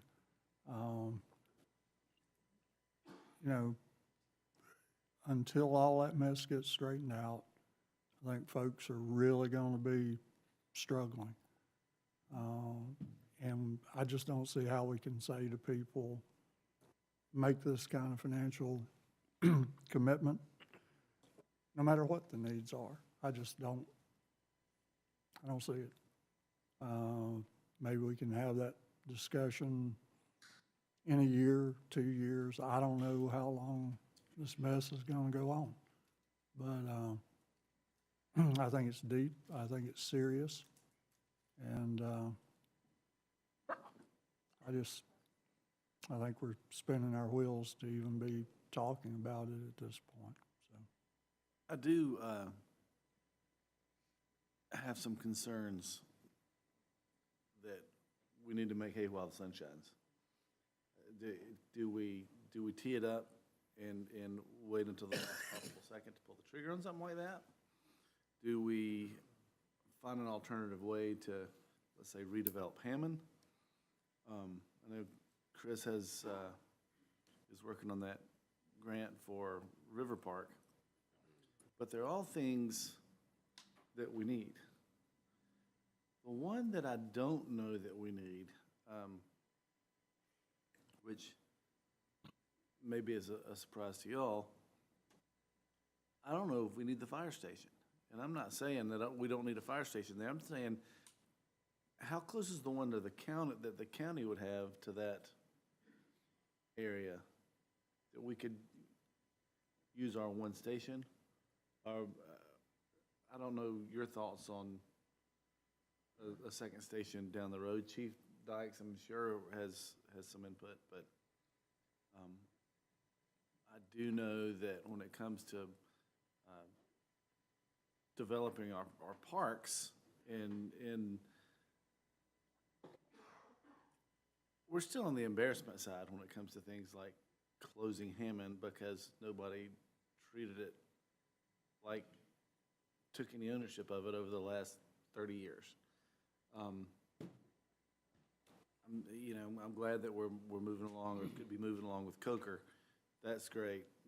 It's getting positive use. But maybe we could look at some alternative ways of paying things.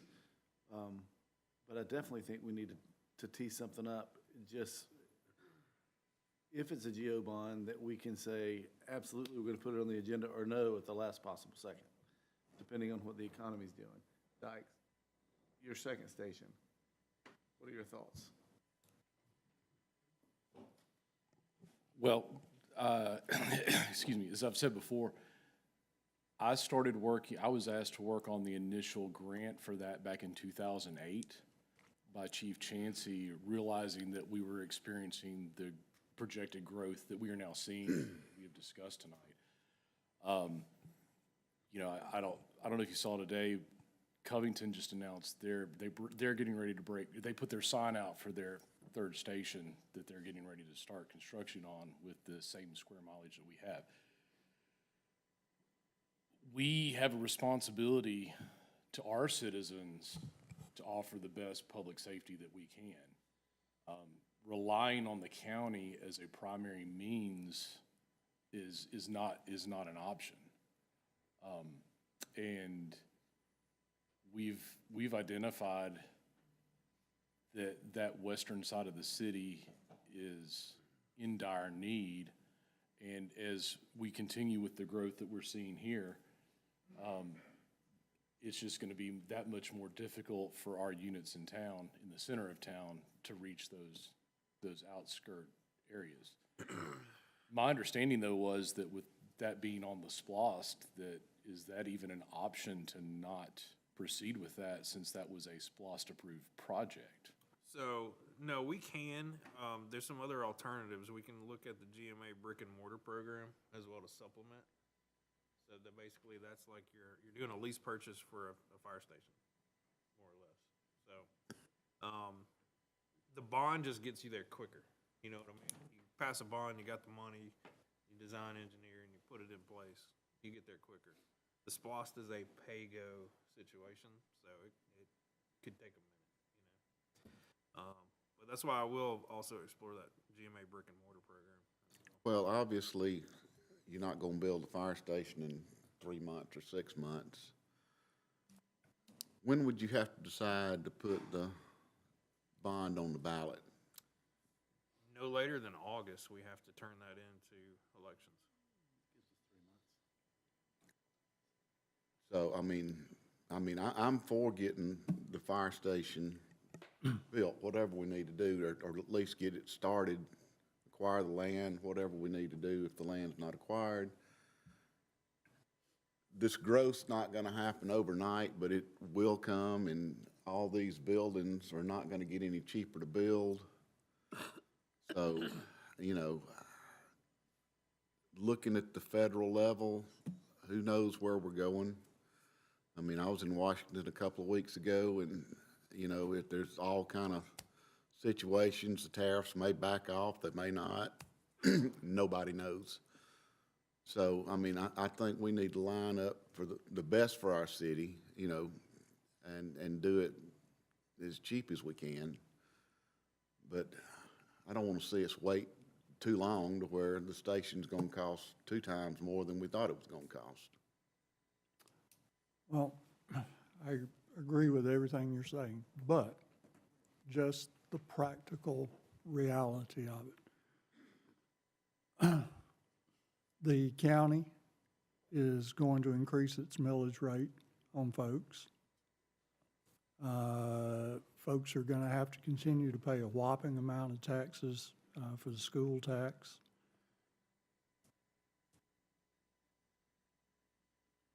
If these tariffs remain in place, everything I've seen shows that the average family in this country is going to spend another $3,000 to $5,000 out of a budget that's already tight for most of them.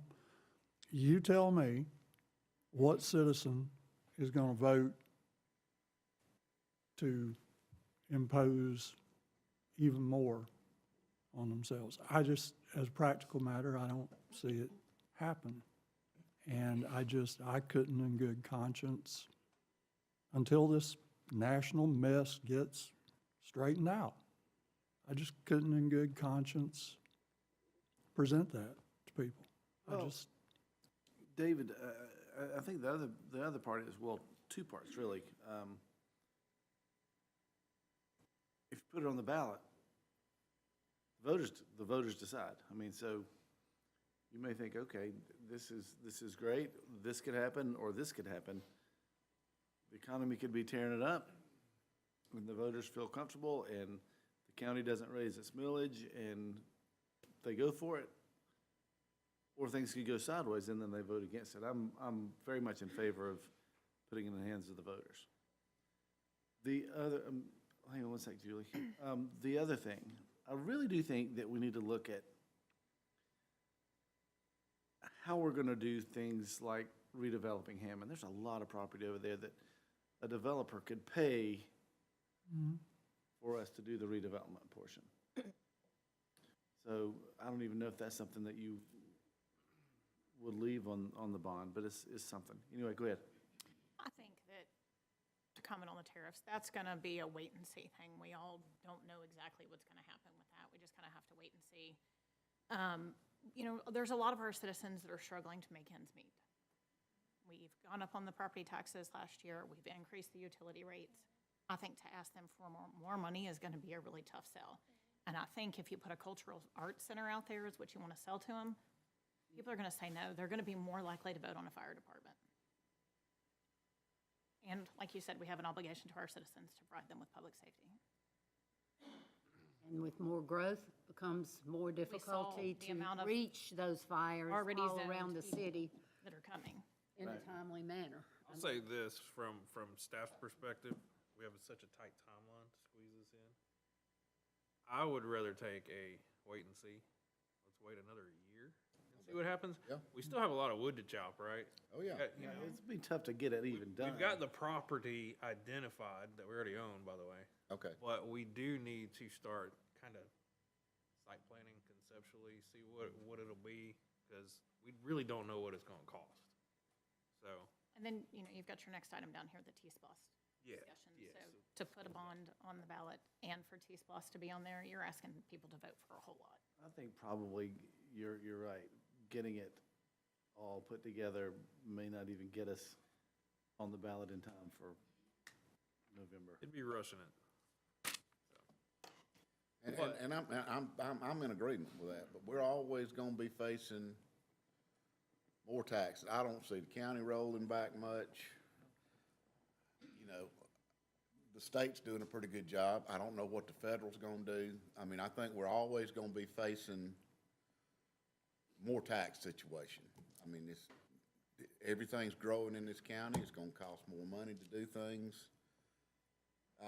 So that situation, I think we're gonna be faced with. I'm okay if you put it off a couple of years, where we get all the ducks in a row, know exactly what we're gonna ask for. I just don't wanna put it off Definitely. 5 years down the road, or 7 years down the road. And the situation's worse. Oh, yeah. Well, also, wouldn't this be something that, I mean, say it were 5 to 7 years, not that I want to do that either, but that's sort of the idea behind what, you know, this property that we've got now that we want to put money back towards projects in the city. That's another funding mechanism that we're looking at, correct? And while it's not there and, you know, we got to see it come to fruition, like 2 or 3 years down the road, if that starts taking shape, that might be Could be. Yeah.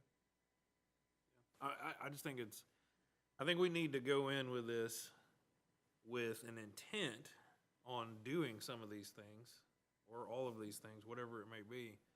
Would just know, like, we gotta set the table now for next year or the year after, and we can't just keep kicking the can, because when I came to the city, that wastewater treatment plant was not, $40, $50 million. It was $8 million.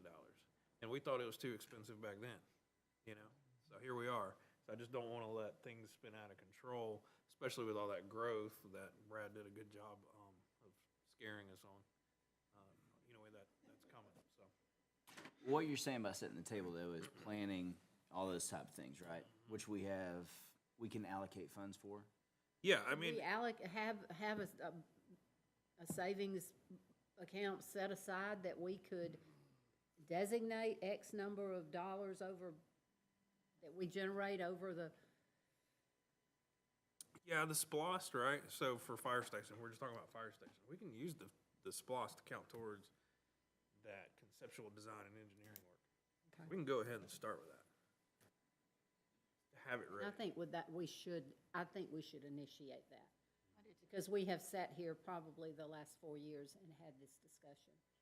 And we need to make it become more of a reality, I think we need to take it to the first step. Okay. And that is planning and design. We've got the site, we've got the land, that's a big plus. Well, Lee, as you know, we were talking about it 8, 9 years ago. Yeah, So time that's- flies. It's, Yeah, the date keeps on moving. We need to figure out, like I say, if we can get some stuff kind of started to where we actually know in I don't want us, 4 years, we may have a building standing with a truck sitting in it. right. I don't want us to get into that situation that others may have gotten into and not figured staffing. Yeah, we also have the staffing, we have the equipment. Chief Dykes, your operation's not cheap, but, He's a great grant writer, though. there's not as many grants now. I know. But we'll start working on all of those metrics. Chief is very good at that, the planning aspect of the operations. And then, we'll start moving forward with some potential design, concept, see how it fits on the site, see what our cost estimates are. We can forecast that. I think we're running about a 10% per year in cost increase on all these projects that we've been talking about.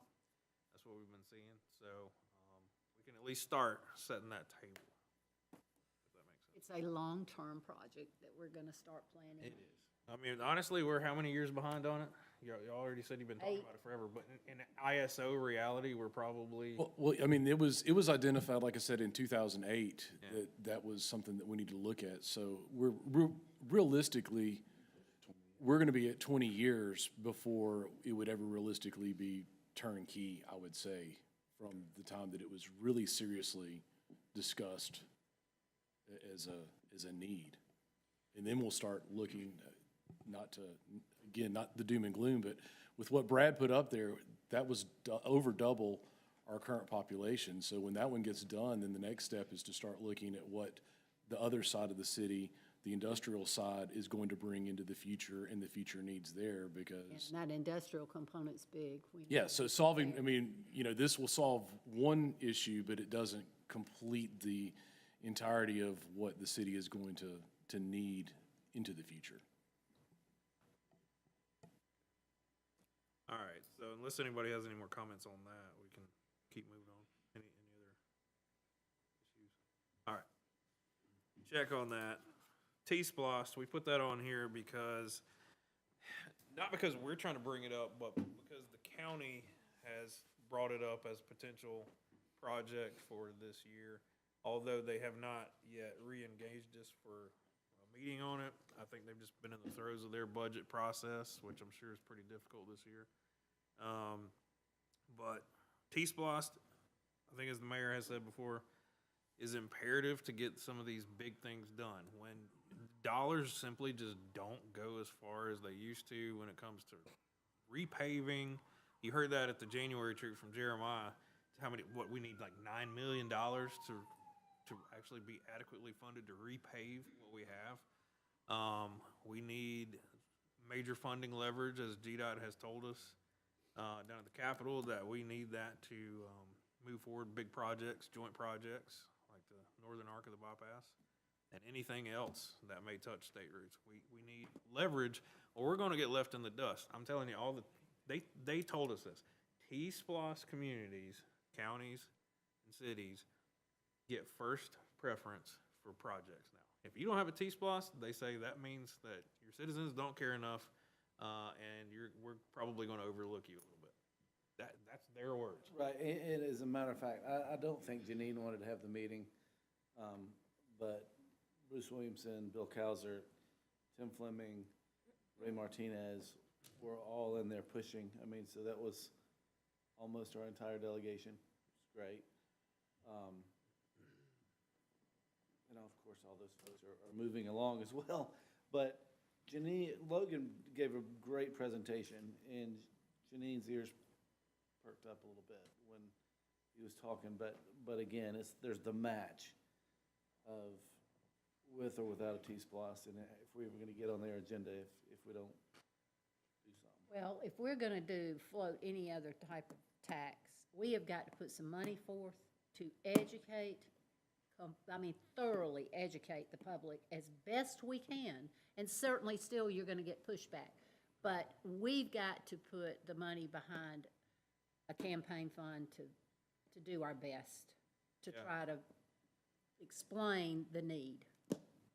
We can always try to explain, and it's that fine line gray area where we can't promote. Educate. We can only educate, and so that's where it gets difficult, and we need to find a good Yes, community partner who's a 501c Yes. something, to make it happen. All right, so I just apparently love being the devil's advocate tonight. So riddle me this. What was the vote on the last T-Splosh effort? Best in all 3 Monroe precincts. But, well, only in Monroe, though. Only in Monroe. well, and yeah, the county's what That's our killed it. job. So maybe I'm crazy, maybe I'm wrong, maybe nobody's struggling out there, maybe everybody's just happy as can be with this. I'm just blunt about it. We're in a mess. The national situation is a mess. You've got to be economically illiterate to not understand the implications of what's going on. You've got a world out there where countries are seriously talking about moving away from the United States dollar as the go-to reserve currency, safest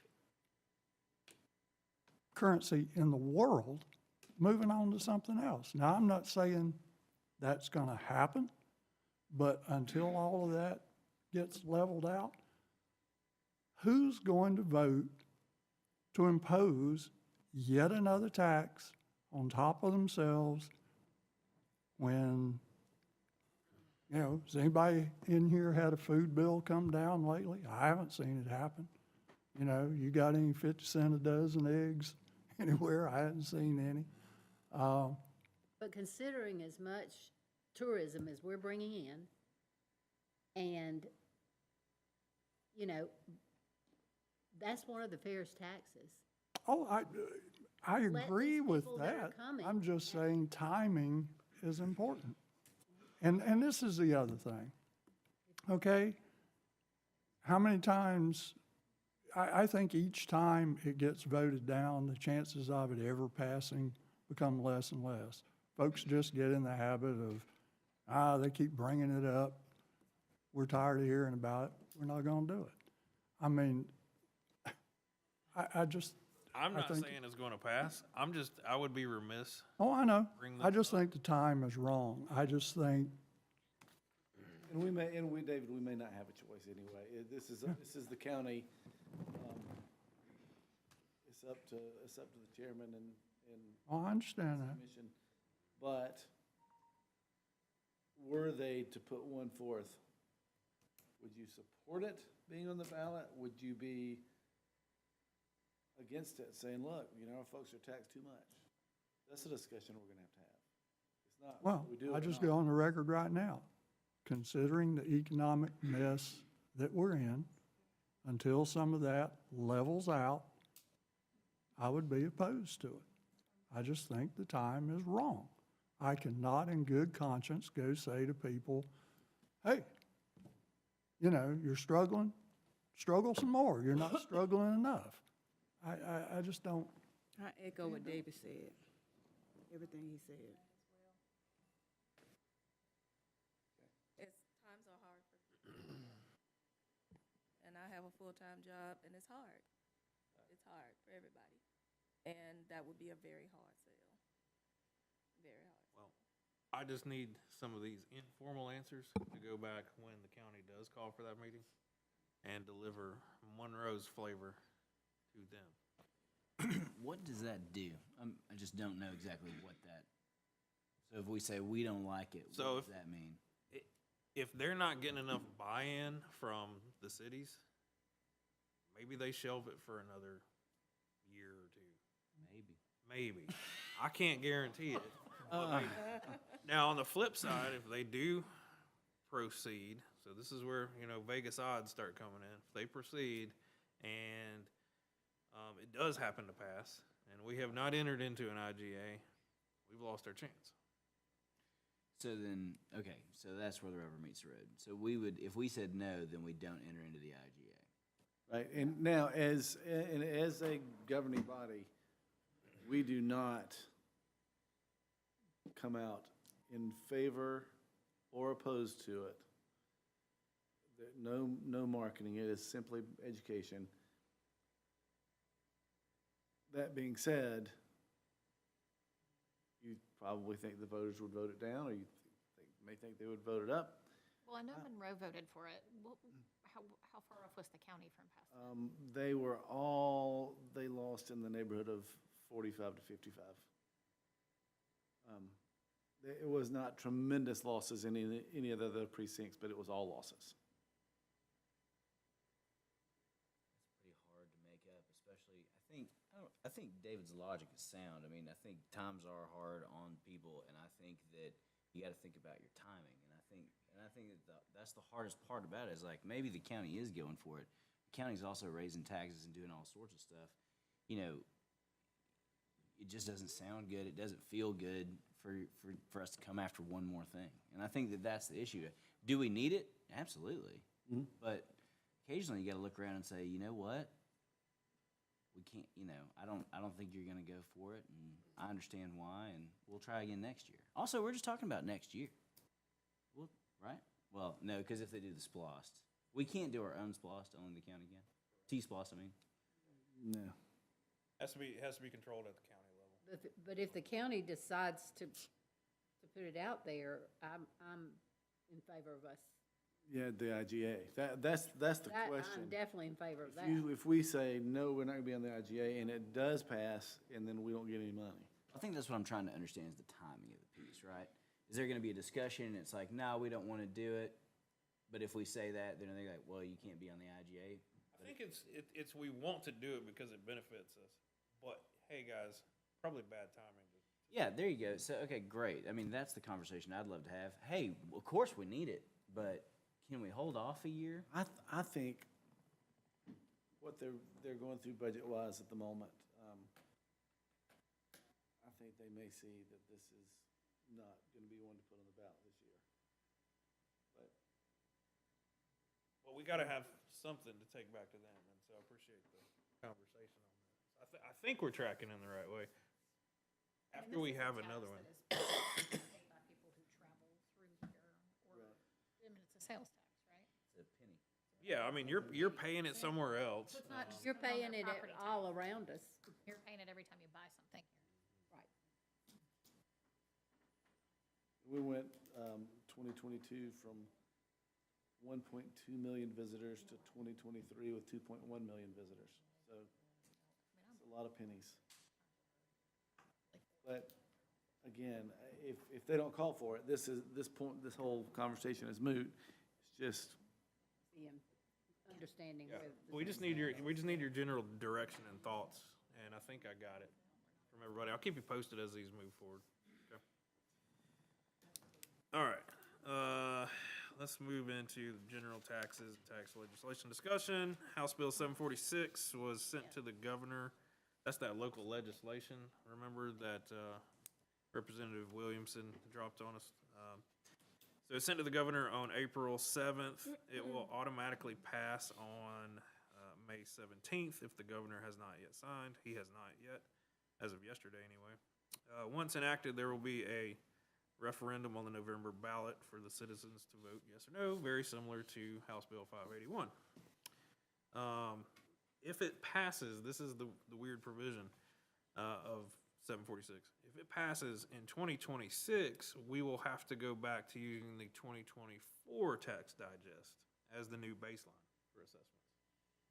So it'll kind of pretend like the growth of 25 into 26 didn't occur, and we get reset back 2 years. What a deal. What a great deal. Well, but it's not that he vetoes it, it's that if he lets it expire, it automatically is approved to go on the ballot. 40 days. Okay, We did send a letter. Yes. That's probably why he's not signing it, But he's not gonna. He's not gonna. but he's not gonna veto but it. see, but we have, here's where the issue is though, is that it is specifically aimed at the cities. So the highest taxing body in the county is the school board. It doesn't even address them. And if we do this, this does not allow us to vote for the flexible local option sales tax, which goes 100% to offset property tax, which has passed, I think it passed in Thomasville 2 or 3 weeks ago, like 80 to 20. I think I've just forgotten, why can't we just set up, a city local option sales tax on our own? Not allowed under state law. Yep. So that was something John and I actually were lobbying for with another city a few years ago, and then all this new legislation started coming out that was just kind of mess with those abilities, because the state caps you at how many different taxes you can have, and that would have precluded us from being able to do just that. The total percentage will be 9% after this next election. So your lost, your splost, your T-splost, your E-lost, your F-lost, and your most, your municipal option sales tax. There are 4 municipal option sales taxes in the state. Shirley Franklin did it in Atlanta when she had that $8 billion sewer project that she did. I mean, and I appreciate her for doing that. College Park has done the same thing. The only way to get a most pass is for water and sewer projects, so.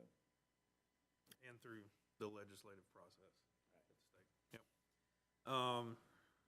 So there's probably going to be some additional legislation that comes down the line that will allow us to eventually opt in or opt out again. Isn't that right? HB 581 ish under HB 92 provisions will maybe try to force our hands into full-on opting in, because basically they put all these new onerous requirements on you if you have opted out. So I don't even know why they told us we could opt out.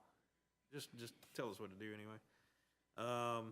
So anyway, that's coming down the line. One of the provisions of HB 92 this year, some other counties and cities are under the, when you get your notice of assessment, some of them are going ahead and voting on what the estimated millage rate will be. How the heck do we know what an estimated millage rate will be when we don't have a tax digest? So we are not doing that, and that's why I haven't brought that forward to you, because under HB 92, there's a specific carve-out that allows the assessors to just go ahead and kind of do what we've always done, use last year's millage rate on the notice of assessments that'll be coming out here pretty soon. So if you get any calls as to why we didn't get estimated millage rates, we have no idea. Haven't seen the digest. So, and that was, it's much easier on the assessors as well to go through that. To go and do the estimate. To just use last year. Right. And just calculate it out. Yeah. So you'll see 6.6 661 mills on your estimated Monroe taxes for this year.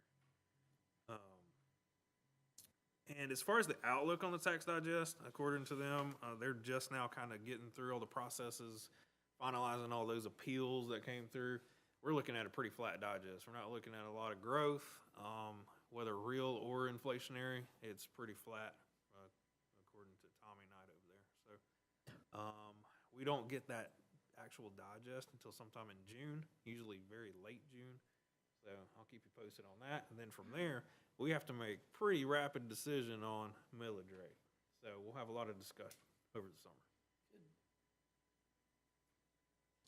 Could we revoke or opt out? Yes, I think there's a provision to do that.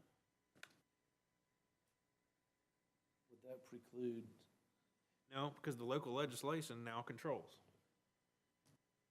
So we'd have to go back with a new act of local legislation that would then allow us to opt in next year. It's a big mess. Still don't address the school board because they opted out. Yeah, I mean, the elephant in the room was just completely avoided, and they just attacked the, That's what. the little ferret Get me standing there. started. Okay. All right, So, good times. All right, so that's taxes, tax policy. Any questions on any of that before we move on? Does it matter? I mean, no, it does not. You want, you're not gonna get to do What? anything about it, so. but with a couple of handcuffs on you, it does say, hey, you may want to tell your citizens that we may have to increase the millage rate in the future, maybe not this year, but in the future, because of some of these provisions, if we're getting backpedaled into 2024, right? How do you make up for that? So that is something that you guys need to be cognizant of as you talk to people in the future. All right. Personnel policy amendments. Les Russell, wake up.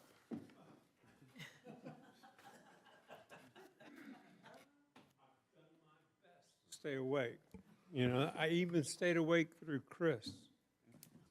Although you could probably sell that service.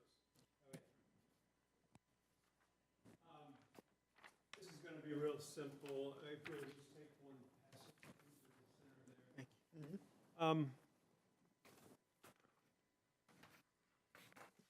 We're proposing a change in our nepotism policy.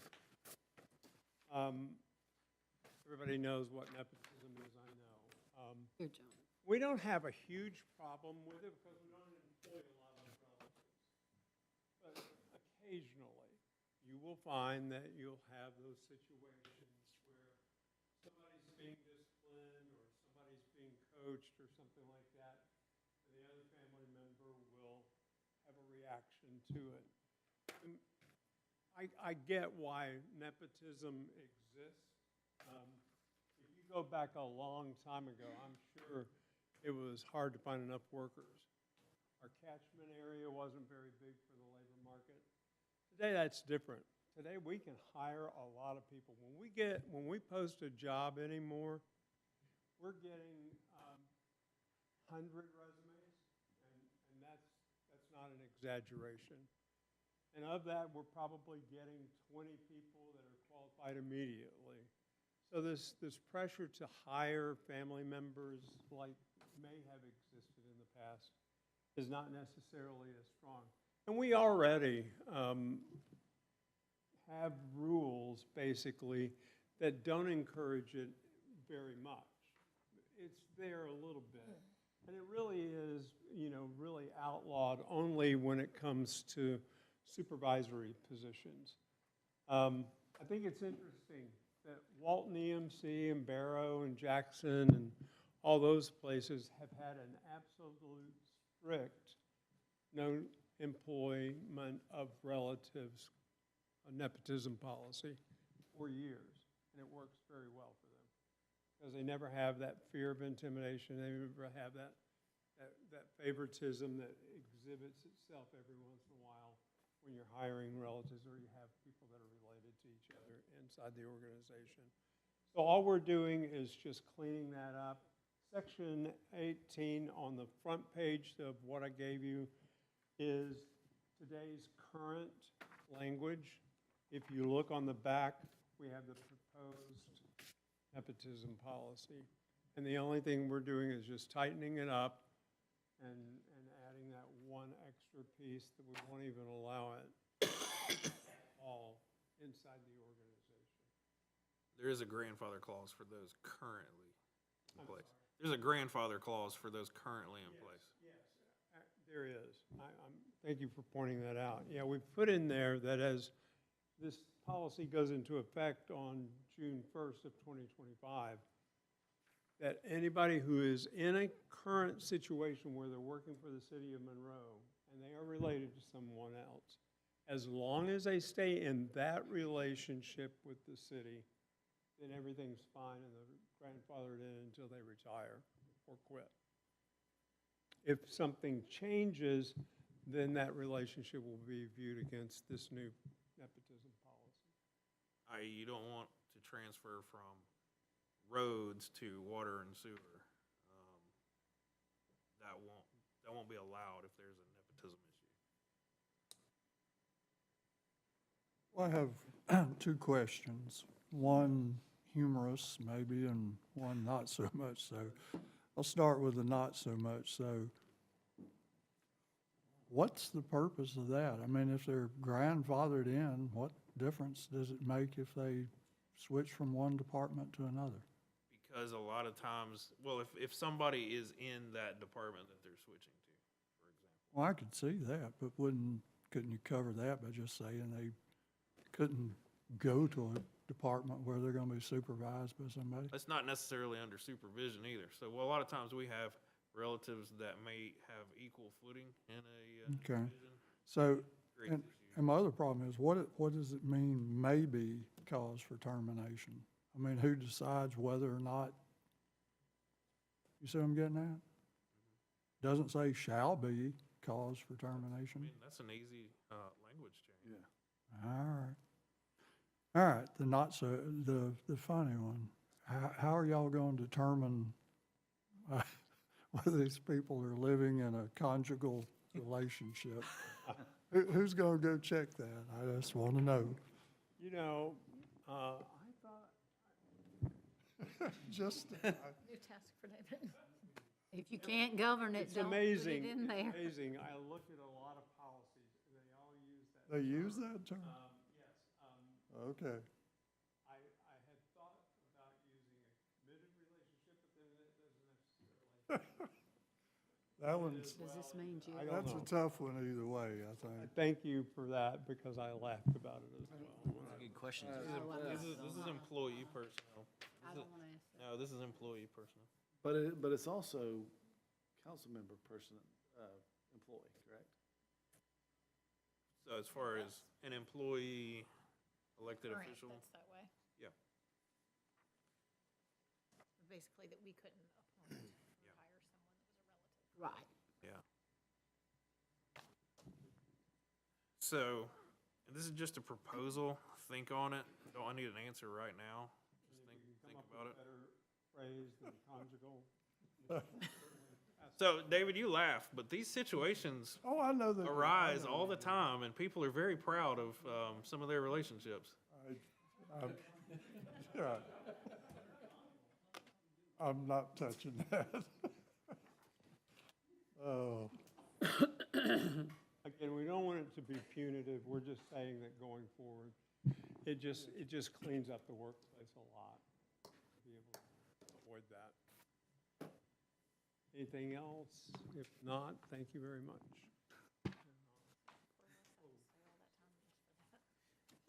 Okay. Here's that. Moving on. Communication strategies discussion. All right. So this one, I'm really turning over to you guys for a lot. What can we do better to communicate kind of what we're doing? So, like what we kind of put forth tonight, trying to recap everything. I know I try to email you guys periodically. I try not to overdo it too, so you're not ignoring what we're putting out. We have the executive summaries that we put out. I don't know if you've had a chance to review this month. There it is anyway. We try to maintain a pretty good presence in a variety of formats. We do a lot of social media updates. We do articles to the paper every now and then, try to keep things rolling. And of course, we have policies and procedures that we go by. And that's where a lot of the email communication came from, was those policies. And that is because several years ago, it was decided that everybody needs to hear the same thing or read the same thing, and there doesn't need to be a different story told to anybody else. Of course, we're all gonna talk on the phone periodically. Of course, we're gonna have verbal communications, but the baseline of important information can be distributed in a written format, so everybody's got it. There's no question as to what was said, and whether it be, just general updates or major undertakings or emergencies or anything like that. That's why you may get a lot of emails from us. So that's kind of the crux of what we've been doing. Can we do better? I'm sure we probably can. And that's why I'm kind of reaching out to you guys. What can we do better? Insofar as communicating with you and also externally with our stakeholders and the public.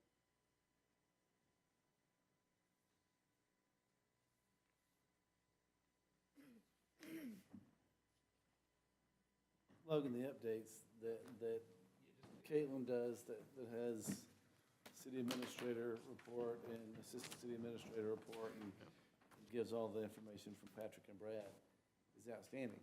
We just have to read it. I don't know how often you all check your emails. Every day. When you send something out, at the very least, please reply with, got it, or thanks. But I think we both hear crickets a lot when we send stuff out.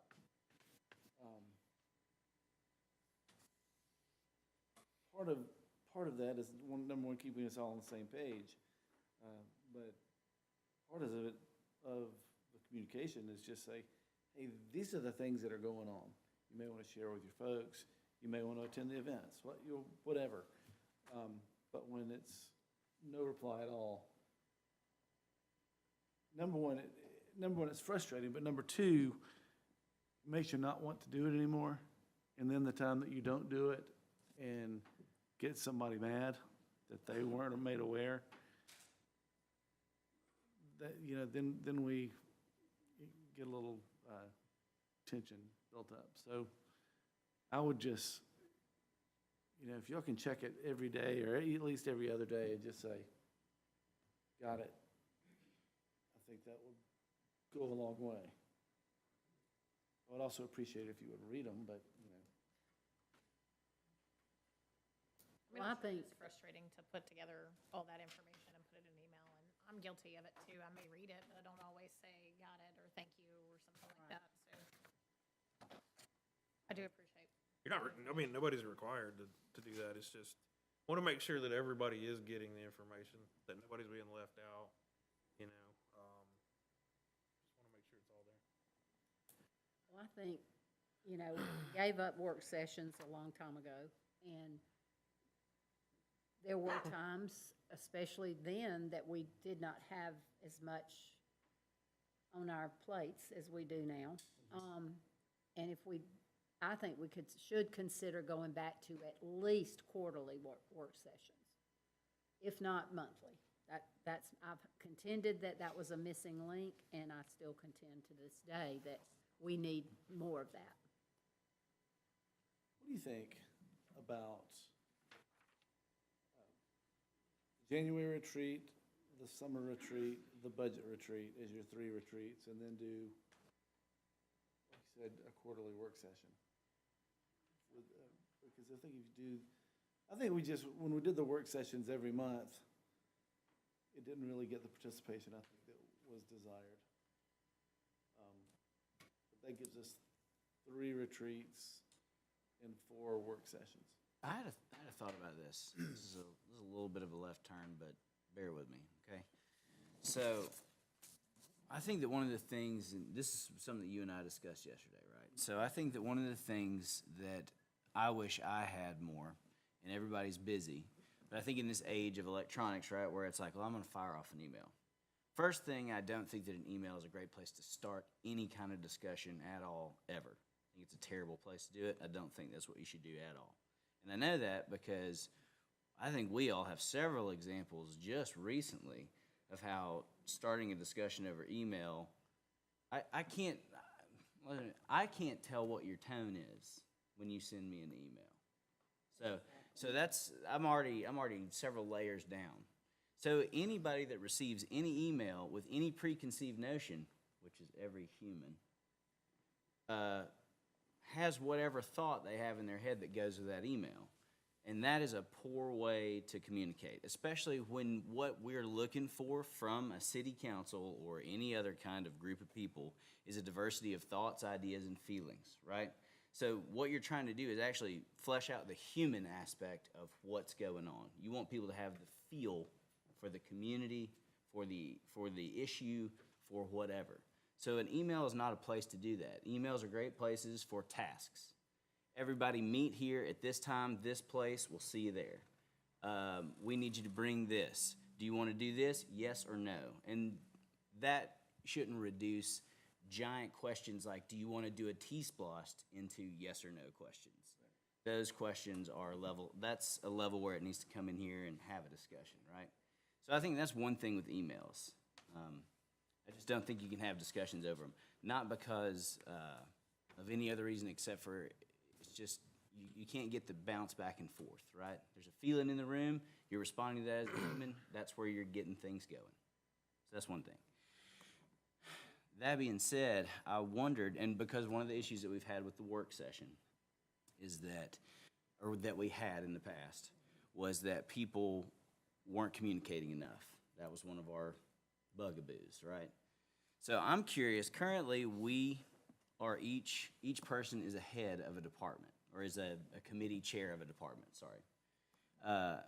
And I'm wondering if it wouldn't be possible for each head then to meet with their corresponding department head, get information to whatever degree, and then the council member bring that information back distilled and present that. Now, what that looks like exactly, I don't know, but the point is like, hey, here's what's going on. Now, this does 2 things. This creates communication between the departments and the council through a channel that can be, sorted out in one way or the other, and then it brings that information to council where you're distributing that evenly and everybody's kind of hearing it. So it creates accountability on 2 levels, if not more. You see what I'm saying? And so it's helpful because it disseminates information, it gives each person a role, and it allows everybody to have the ability to give input when the time comes. Thoughts? Mayor, when you said you didn't get participation on your work sessions, I mean, kind of explain that. Well,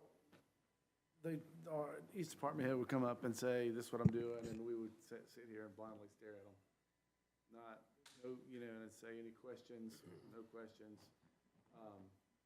And even when I go through monthly and I say, okay, what do we have from District 1, District 2? Very little response at all on what's happening in your districts. So that's why we cut the work sessions. So there was a couple of reasons. That's part of it. I'll just be blunt with you guys. I love you all. I talk to you all the time.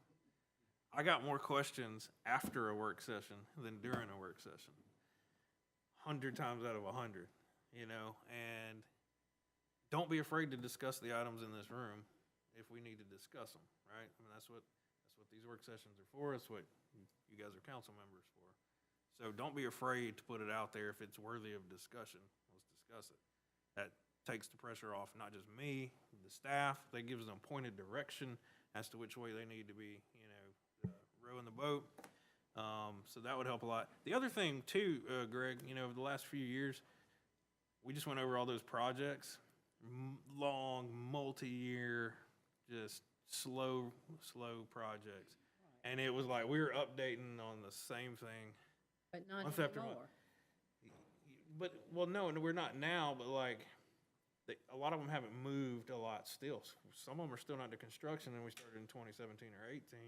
And so it's like, well, those are some pretty boring updates and meetings. So we didn't always have something new and exciting to talk about in terms of projects necessarily.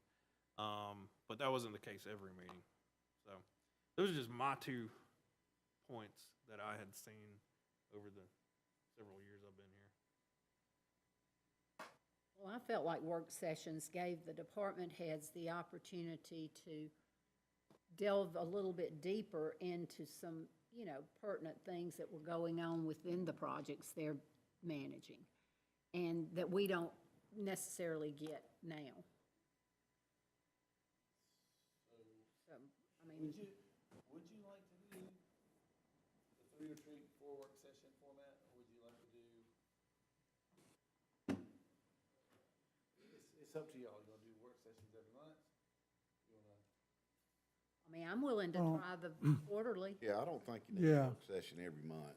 No, I think the because quarterly. one of the things we don't want to do is go back to having meetings just to have meetings. That doesn't accomplish much. So I like this idea of doing something like this quarterly. I think that would be sufficient. We can always call a meeting at any time if there's something that really we need to have a discussion about. But I think doing it quarterly, I think that kind of hits the balance point between not doing it at all and meeting just to be meeting. And that way, those work sessions won't have to be 4 and 5 hours. Right. And I Well, agree. I mean, I like the idea of the quarterly. If you bring it up every month, I've been in those meetings, and you know what's going to be said. Yeah. There's enough time for something to move along, or maybe somebody's got a question that they thought about, they can bring it up then, or call you. I agree. Okay. Tracking, so that's internal. I think that kind of hybridizes some of what you're talking about too, Tyler. Sort of. I think we can. I guess, okay, well, so one of the things, is everybody ready to move on? Is that the? No, I want to hear what you've got to say, I mean, because I I'm with just- you about emails. Okay, well then let's just address the email thing right off. Let's do that. John thinks emails are great, and what I understood from you is that you felt like the council as a whole had said that email was the way to go. Is that correct? Well, what I had said was, well, yes, but the way our discussions were the last couple of years were, we're going to put down the same exact information to all of you. And it's really not for discussion or forming a game plan. It is, you're going to get the exact same information. It really primarily is from Logan. I mean, what you're getting from me is, hey, we've got this event this weekend. I hope you'll come. Don't forget, we've got that coming up. But everybody's getting the same information. I think if you're delivering information and not looking for a Yes. response, Exactly. then email is great. Like the executive summaries, I like reading them. I do too. Keep me Yeah. up to date on what's going on. John, I like it when you send out, hey, this is what's going on around town, this week or this weekend or whatever. That's great. I think like what Tyler was saying, do you or do you not want to put the T-Splosh on the ballot? That's probably a better conversation for work In session. person, yeah. So Yeah, I I think think we're that- on I the think same- where, Not on the same page, but we were meaning the same thing. oh, okay. Well then, so if that's helpful, if you have any questions, feel free to ask. And then I think the other thing is, one thing that's unclear to me is I want to honor the fact that we know you guys are professionals and do your job, and everybody's doing great. I think that I have recently had a hard hard time trying to figure out what's appropriate to be able to go ask questions about and to go, have these conversations, without feeling like I'm stepping across some kind of boundary or line. Does that make sense? Like, because we want to make sure that we're not getting involved in the day-to-day. We may still have questions. And those, you see what I'm saying? I mean, that's a tough line to walk, and it's just like, it's not something we have to figure out right now, but it's how do we approach that and how do we deal with that, right? Does that make sense? Are you talking about talking to department heads? Right, yeah. Or whoever the case may be, right? Should everything go straight through Logan always? No, I mean, not always, because you guys are committee chairs, like you said. I think it's copy Logan. I think when it's a matter of like, what we don't want, and I don't think anybody in this group will do it, is like, hey, I need you to go take care of this pothole right here just because I Sure. saw it. It may be on a list, it may be on a plan, I don't know. But Yeah. just it's things like that. Yeah, that Probably- makes perfect sense to me. But I think my experience has been over the many years that I've ever worked in government, that department heads, they appreciate your calling and asking questions. For your district or whatever, they don't have a problem with that. Now, certainly, not to jump on them or scold them, other than I scolded Chris this week. I just vented, but, No, nobody has any issues with any of you calling but, them. And, since they answer to us, yeah, I don't I mean, think, I feel like we certainly have that right to call and ask questions. Well, I've this called question- Mike many a time and asked him a question here and there. This question know. and commentary is not direction. Right, never giving direction, and normally I'll pick up the phone and let Logan know I've talked, or, to so-and-so, or whatever, but I think we need those open lines of communication to these department heads. well, I hope nobody has taken it wrongly that I've said you can't do that, because that's certainly not the case. Right. You guys are always welcome to call any department head.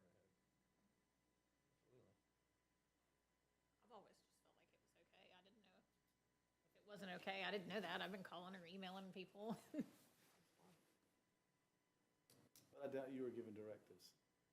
Right, I mean, I don't think any of us have gone down. Mike, forget that thing I told you. All right, so some of that's the internal. If you have any other suggestions as you go to sleep tonight from this long meeting, please let me know. I'm always happy to work on internal, external communications. Real quick, I kind of wanted to cue up this video. There's a product that I viewed. We don't have to go towards it. I just wanted to kind of show you something that's out there.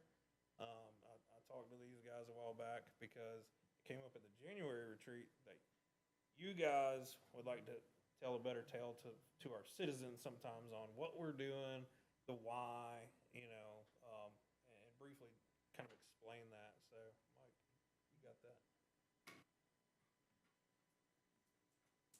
So basically, it's like embedded videos that anybody here can make, whether it's you or me or staff members who are designated, and people submit questions. You can easily answer them without getting into the hyperbole of, social media and the hellhole that can become with wrong information. So it's a way to kind of head that off, and maybe something that, you want to think about for your district. Hey, let me tell you what's going on in the district this week.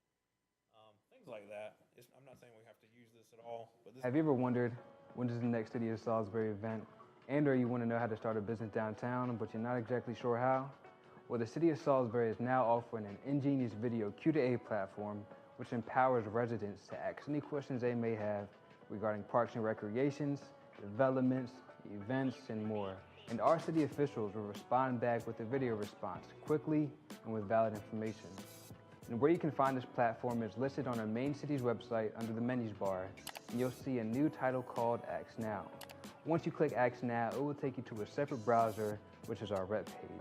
and you'll see the opportunity where you'll be able to ask a question, click a list of the different categories we have provided. But also, if you see someone who has the same question as you, you can simply upload that question and you'll be notified when any of your questions are answered. And just in case you're like Chuck here, who just wants to know how to get started with his business, or Ann, who wants to know if parking is free on the weekends, and maybe even Charles, who just wants to know where he can find some good ice cream, you now have the hub for everything Salisbury. So we encourage you to join this platform and ask any questions that you may have, and we look forward to getting right back with you. So, yeah, I mean, it's just a more interactive way of getting with your constituents, getting the right information out, not wrong information. So it's something to explore. Obviously, it's a little more work on staff. We don't have the city clerk in yet, so that would be probably something assigned to a city clerk to filter out over time. But anyway, just thoughts on that.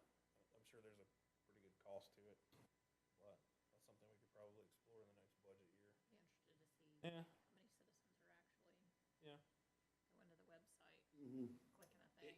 It does. To me, it seems a little labor. It does incorporate into social media too. It didn't show that on there, but it fully incorporates into social media platforms. But I'll keep. And I had sent Chris a clip, or copied Chris on a clip from a city whereby they were interviewing, just the different employees, recognizing an employee in streets and sanitation, or, you could even start out just doing that with your department heads, and doing just a blip on social media about, I'm Rodney Middlebrooks, I'm over water, sewer, blah, blah, blah, and electric, and I don't This know. is what we do, or, have you ever wondered about XYZ, whatever. Yeah. Just little clips that educate people. Right now, you'll see trucks on Marable Street, and that's because anything that's out there that people are dealing with traffic or whatever, they can give a little blip, and then they could go to that and ask more. Now, it's incumbent on those end users to be able to rapidly do stuff like that, right? Right. We could try to manage it centrally in-house, but it's incumbent on all your directors or supervisors or whatever to stay in tune. That is the rub a lot of times. Dykes, when you're running to a fire, you're probably not gonna make a video post, right? So, I mean, it's those kinds of situations. You Not don't wanna that, drop what you're certainly. doing. Yeah.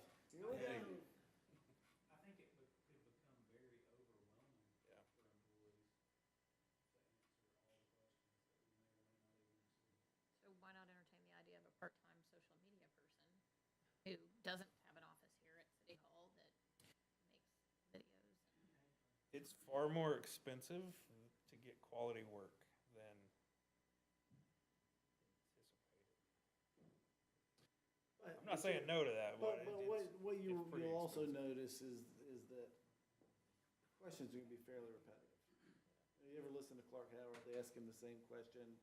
Yeah, for that, it'll be repetitive, so when somebody types it in, I'm sure there's some sort of program that spits out the same answer that 12 other people have asked. What time does the concert start on Friday night? Sounds like it's front-end intensive. Can be. And then but I'm saying then after that, it could be, We'll let Mike manage it. Mike's like pass. Mike doesn't even have social media. But, there's one thing that you, I think you just said that made me think about this. So sidebar, Chris, would you mind putting the golf cart rules on our social media site? You need to be driving on Broad Street, being chased by the cops. Actually, driving on Broad Street would be, that's a pretty good. We're parking your golf cart out in front of LR Burger on Spring Street. That Right. would be illegal too. Right. So anyway, it just made me think of that because you mentioned what time's the concert start. That's a regular social media question.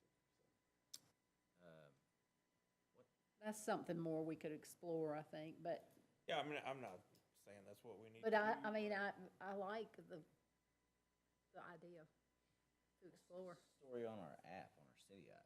Where's that at? Grab that one.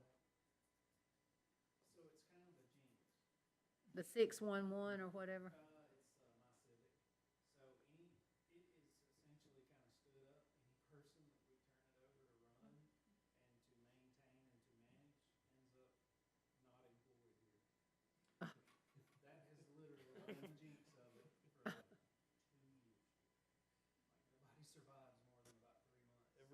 program manager.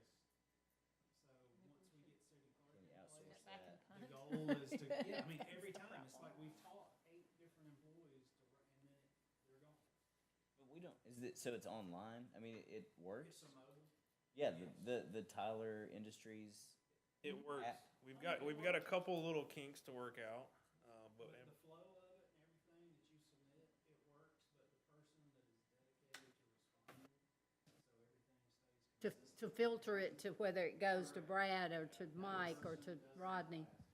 So don't share it until we get you that. gotta have some central oversight over it to make it succeed. If you decentralize, you essentially, you lose your consistency. Which is what we had in previous versions of apps years ago. It was decentralized and it would get pushed down to the bottom layers. Bottom layers wouldn't act on it and pick up those tickets or respond, even if it was taken care of. Because every department's built different. Some departments have more admin level services or, ability than others do. Others are field intensive and work intensive. So, like I say, it's kind of been, whoever we give it over to, they probably won't be here in business. Cool. That's the, Still chopping away at that, yes. that's the very simple, sad answer. All right. Other discussion in business, y'all have anything else? I got one thing. I was just gonna thank y'all for tonight. You've done an outstanding job. All right, your thing. All right, I'm sorry it's taking so long, but we need to cover it. Brad, you ready for that? I need you guys to cue that up. Okay. All right, so, we just threw this in the last second because we need to get the ball rolling on it with all the development that, we were talking about. There you go. Only an hour and a half to go. Should we take a quick bathroom break? No, I'll be brief. So just to quickly recap, it's been off your radar for a moment. But just, in 2022, we engaged Hall Consulting. I'm sure y'all remember Marilyn Hall giving y'all some presentations here. Let me back up. So in May of '23, you had appointed a 6-person committee. That committee, we met twice, summer of '23. And during that time, Hall Consulting prepared a, capital improvement element and impact fee study that was completed in August. So the committee met, and the result of that committee was they voted unanimously to recommend to the city council that impact fees would benefit the city. Well, in January 9th last year, you adopted a transmittal to forward Maryland Hall's CIE and impact fee study to the state for review and approval to DCA and NGRC. It took about 3 rounds of review and comment. It did take a minute, but Maryland Hall was instrumental in helping us get that approved. That was approved on July 30th. So the state of Georgia has now signed off on the city of Monroe being able to adopt impact fees. That's approved. It's final. So this city council now is in the position, according to the state of Georgia, and you followed all the laws and rules for this process, to adopt impact fees. You're now in that position. So you're in the driver's seat to do this. So inside the CIE is a table in the back, essentially, that is identified, that was prepared by Marilyn. Through her hard work, it identifies the total impact fee for the types of developments that you would see come before the city, and if they were developed, they would have a potential impact fee. These are the maximum amounts. These aren't the ones we would actually charge folks. You get to decide what we would actually charge developments. I'm not going to go through each one of these. There's about 7 pages of this stuff. But, the big one that everybody always sees is, hey, how much is a single-family dwelling? In this case, $11,176 is what the max is. I think, what's the county, Logan, like 5,000? They're just about to increase theirs to 4,000, 5,000. They don't even have sewer. So, that's strange. I'm not trying to knock the county, but that's high, right? So we don't have impact fees, and our cap out is 11,176. And we're a full-service provider and all things. So you obviously can adjust this number down to be reasonable, or whatever you consider reasonable. That's within this council's purview to decide what these numbers are going to be reasonable to impact, or none, or what have you. So these are all the fees. You can see a business hotel, like, for example, is charged by the room. and things of that nature, golf courses by the acre. So these are all the various impact fees we could charge developments that are coming into your city. Private school, 28,640 per 1,000 square feet, potentially, but not necessarily. You get to decide. Anyway, the ball is in your court. The state of Georgia says you can adopt impact fees. You've complied with all laws, rules, and regulations. That's it in a nutshell.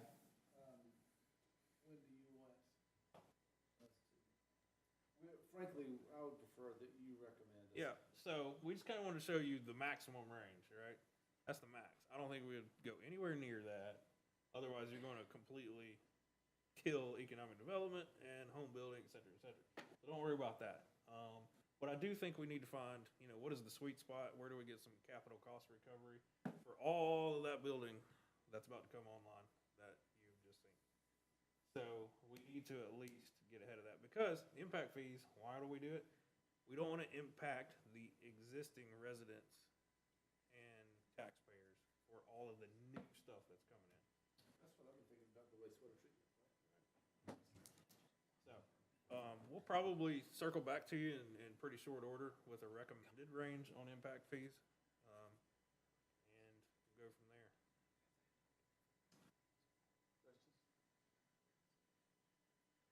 Long overdue. What do you think, Ms. Malcolm, what do you think, an impact fee for just a single family home is reasonable? Because, the county's around 6,000 or something. That's what they're moving to. 1,000? So, we'll study that. I think I would rather be under the county, Oh, right? by far, Otherwise, you're really gonna kill some level of affordability right. here in the city with homes. But nevertheless, And it has nothing to do with the square footage of the They're home. dollar less It's on just a Price is Right. flat rate, yeah, by 5,000 the building permit, by the permit. 'cause all the square footage and all that was captured in that CIE study. What are your averages? And the apartments were per unit. Yep. So this is basically cost to get the services to the, When you can't get that building permit until you pay this fee. right, but it's basically to recover the cost of getting Right. the piping and stuff, so Yeah. what does that stuff cost? And that's what all these fees are based on. Right, but Maximums are what- calculated, it's like, yeah, this wastewater treatment plant is astronomical. You could charge this, Yeah, but in reality, what does the average actually cost? And that's what we don't know. So. Yeah, That's the numbers she used in calculating these figures, and the state reviewed those numbers, and these are the numbers that they were approved. So based on averages and things of that nature, based on what she was able to quantify. So the state approved those numbers based on what numbers we know now. So in time, you obviously would, as costs increase, you would be eligible to increase those fees based on the increase of cost. What I'm asking, it don't cost $11,000 to get the services from the street to the home, though, does it? not necessarily, not from the street to the home, but that's for the pipe in the ground, the water tower, the wastewater treatment plant, the road, the park. Park, the library, the police, fire the, engine. Yeah, all that is kind of factored in there as like a small percentage in that number. and part of the reason, I hate to say this, I'm not trying to speak over Logan, but residences typically cost you money in services. They don't provide you much in the way of giving you revenue. So they tend to cost you a little bit more. What was our average housing price, new housing price Last last month? month, I don't know, last year was 423,000. So 400,000 and 11,000 is your impact fee, less than 3%. What if you're on a $200,000 home? Yeah. 250,000. Yeah, It's gonna be- I'm Yeah. just saying our average new homes. Yeah, so that's your absolute maximum on that single family. Please don't, you don't need. And you can see she actually breaks it down too. And in the table itself, if you're curious, she does break down where that money actually falls into. There's streets right there, 7,500, police 168. The numbers are right there. So fire protection 847. This is for capital recovery, not operations, not salaries. That part of that it was for the fire station, a truck, and I believe personnel was, if I'm not mistaken, Andrew, is that right? there was a formula that was used that Maryland did. Yeah, there was a formula based on everything that every piece of equipment that we have existing to cover the current population, and also even down to the square footage of the existing fire station. Right, I that's right. don't believe that personnel. It was an not, included in cost. addition to, it was currently serving. It was just equipment and structures. There are restrictions on what this can go towards. It would go back into the general fund for, well, actually, not the general fund. You'd have a separate fund for capital recovery for each one of these segments. So if we needed to do something at the library, we can take money set aside for the library. Or if we want to build a fire station. Or for the fire station. I don't think the impact fees are gonna build us a fire station, but They just got a whole lot it more. helps a little bit, yeah. So do you just wanna come up with a recommendation? Yeah, we'll study it a little bit more. We just wanted to get you ahead of this because we need to get on it before 1,000 building permits are turned in, right? So we've got 4 years. No. Just Do you have anything else? Hope not. Does anybody have anything else? Any questions, any comments? Any motion to adjourn? Oh, I wanted to say one thing, No, so communicate. what I wanna do, he didn't have his fee schedule, prepared before tonight. So what I kinda got from y'all was an informal consent to go forward with moving and things. And so I'll bring that back to you at another council meeting, at a final fee proposal. So I just wanted that on here, just in case we got it all done. Lee has one more thing on communication. I just want to ask, and I don't know who, we don't have a clerk, so maybe that's where it fell through the cracks, but I did not know about the opening, the grand opening at the Y. And I know Julie said she didn't get a message, and I was a big donor. I didn't get an invitation, which is okay. But being a city council representative, I would like, when we have something of that magnitude to come down the pipe, that we get a notification that the ribbon cutting is going to be this day and time. There was nobody there but John from the city. I mean, you may have been there. I didn't know about it until the last minute. And I just felt that, you know, that just didn't look good on the city. We would have, I know there are people sitting around this table that would have been there, had we known. I didn't know about it till the last minute. I just would appreciate, you know, more communication in that Probably I realm. should have come, because I found out that morning too, but, yeah, we'll blame that on the city clerk. The one we don't have. All right? Again, a motion to adjourn? Yes. Motion? Oh. Yes, sir, your question. Please. Yes, sir, please. And just so you know, public comment is always a public meeting. Howard council members, I was here last month. Okay. And I detailed to you about my father-in-law. Road, yes, sir. House he built 61 years ago on Green Street and his contributions to the black ministers community and youth. And I asked that the area on Green Street between Mayfield Drive and Carver Drive, his house is the only house on the west side of the street. 5 others on the east side of the street. 2 of them multifamily. But I asked if we could rename the street in his honor. His house has been there 61 years. It will remain in our family forever. I have a son that lives there with his wife and kids. And we wanted to try to rename the street to honor him. Now, the house is at 557 Green Street, and the last time I was here, Councilman Dickerson asked about if there was any historical significance about the name, and I told him I'd do all of the legwork.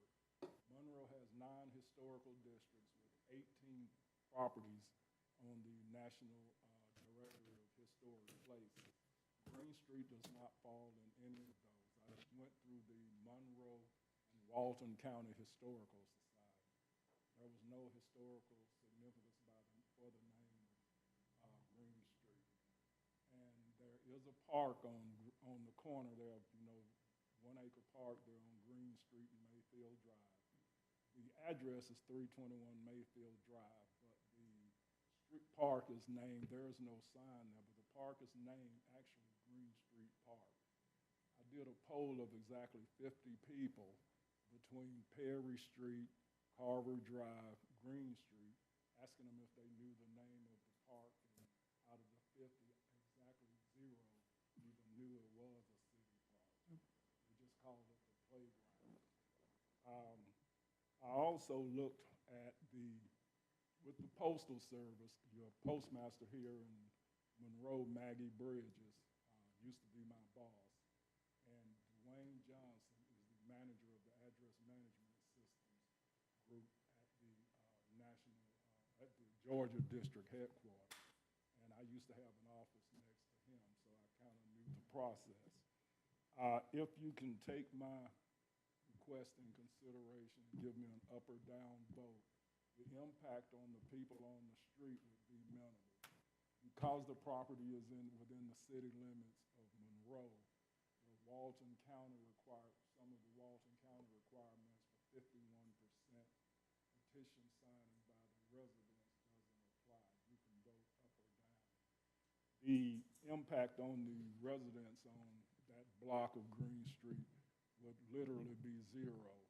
They do not have to submit change of address forms to get their mail.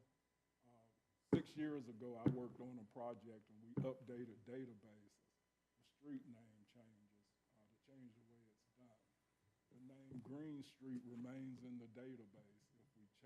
I requested that we change it to A.J. White Street.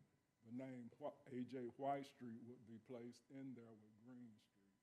And the mail still going through the letter sorting system at the post office will still go to the street, whether the resident uses Green Street or White Street. The post office will notify them, the postmaster here, that they can go through their bills and do a change of address with the companies, but it's not required for them to receive their mail. We have people still receiving mail from name changes 3 and 4 years ago in places we're still using the old street name. Right. What about public safety? Excuse me? What about public safety, police, fire? Well, I would have to find out from you all, who do I need to notify? I'm sure the police and the fire departments, and I'm sure your tax offices would need to know about that change. Right. How many houses are on that There's street? approximately 30 residences that I can tell. Some of them may be multifamily as well. So there is, I'm only talking about that section between Mayfield Drive and Carver Drive.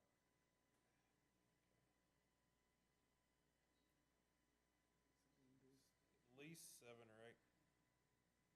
And what you mentioned about the postal process is correct, but it still becomes a manual process, right?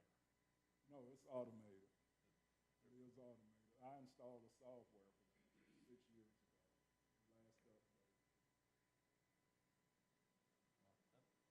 update. That's under your purview to take up, continue studying, or? Well, Mr. Mayor, I'd like to see us look into doing that. I had thought Green Street had no real significance, wasn't named after any person. Mr. White was a real human being, lived on the street, did good things. We talked about that at the last meeting, so I'd like to see us move forward with it. Let's do this. If you would, please put an official request in writing. You send it to me. Okay. We'll put it on the agenda for July? June? We can talk about it in June. Okay. Put it on the agenda for the June meeting. Okay, yes, sir. You should have enough time for that. Okay. All right, thank you. Yes, sir, I'd appreciate it. Thank you for coming in, and thank you for hanging out. Yeah, you stayed a long time just for that. Yeah. Grab me during break. Grab a sandwich on the way out, please. Thank you. Have a good night. Yes, Thank you, sir. I have a motion on the floor. Is there a second? Second. Second. All in favor, signify by saying aye. All opposed, like sign. Thank you, everybody.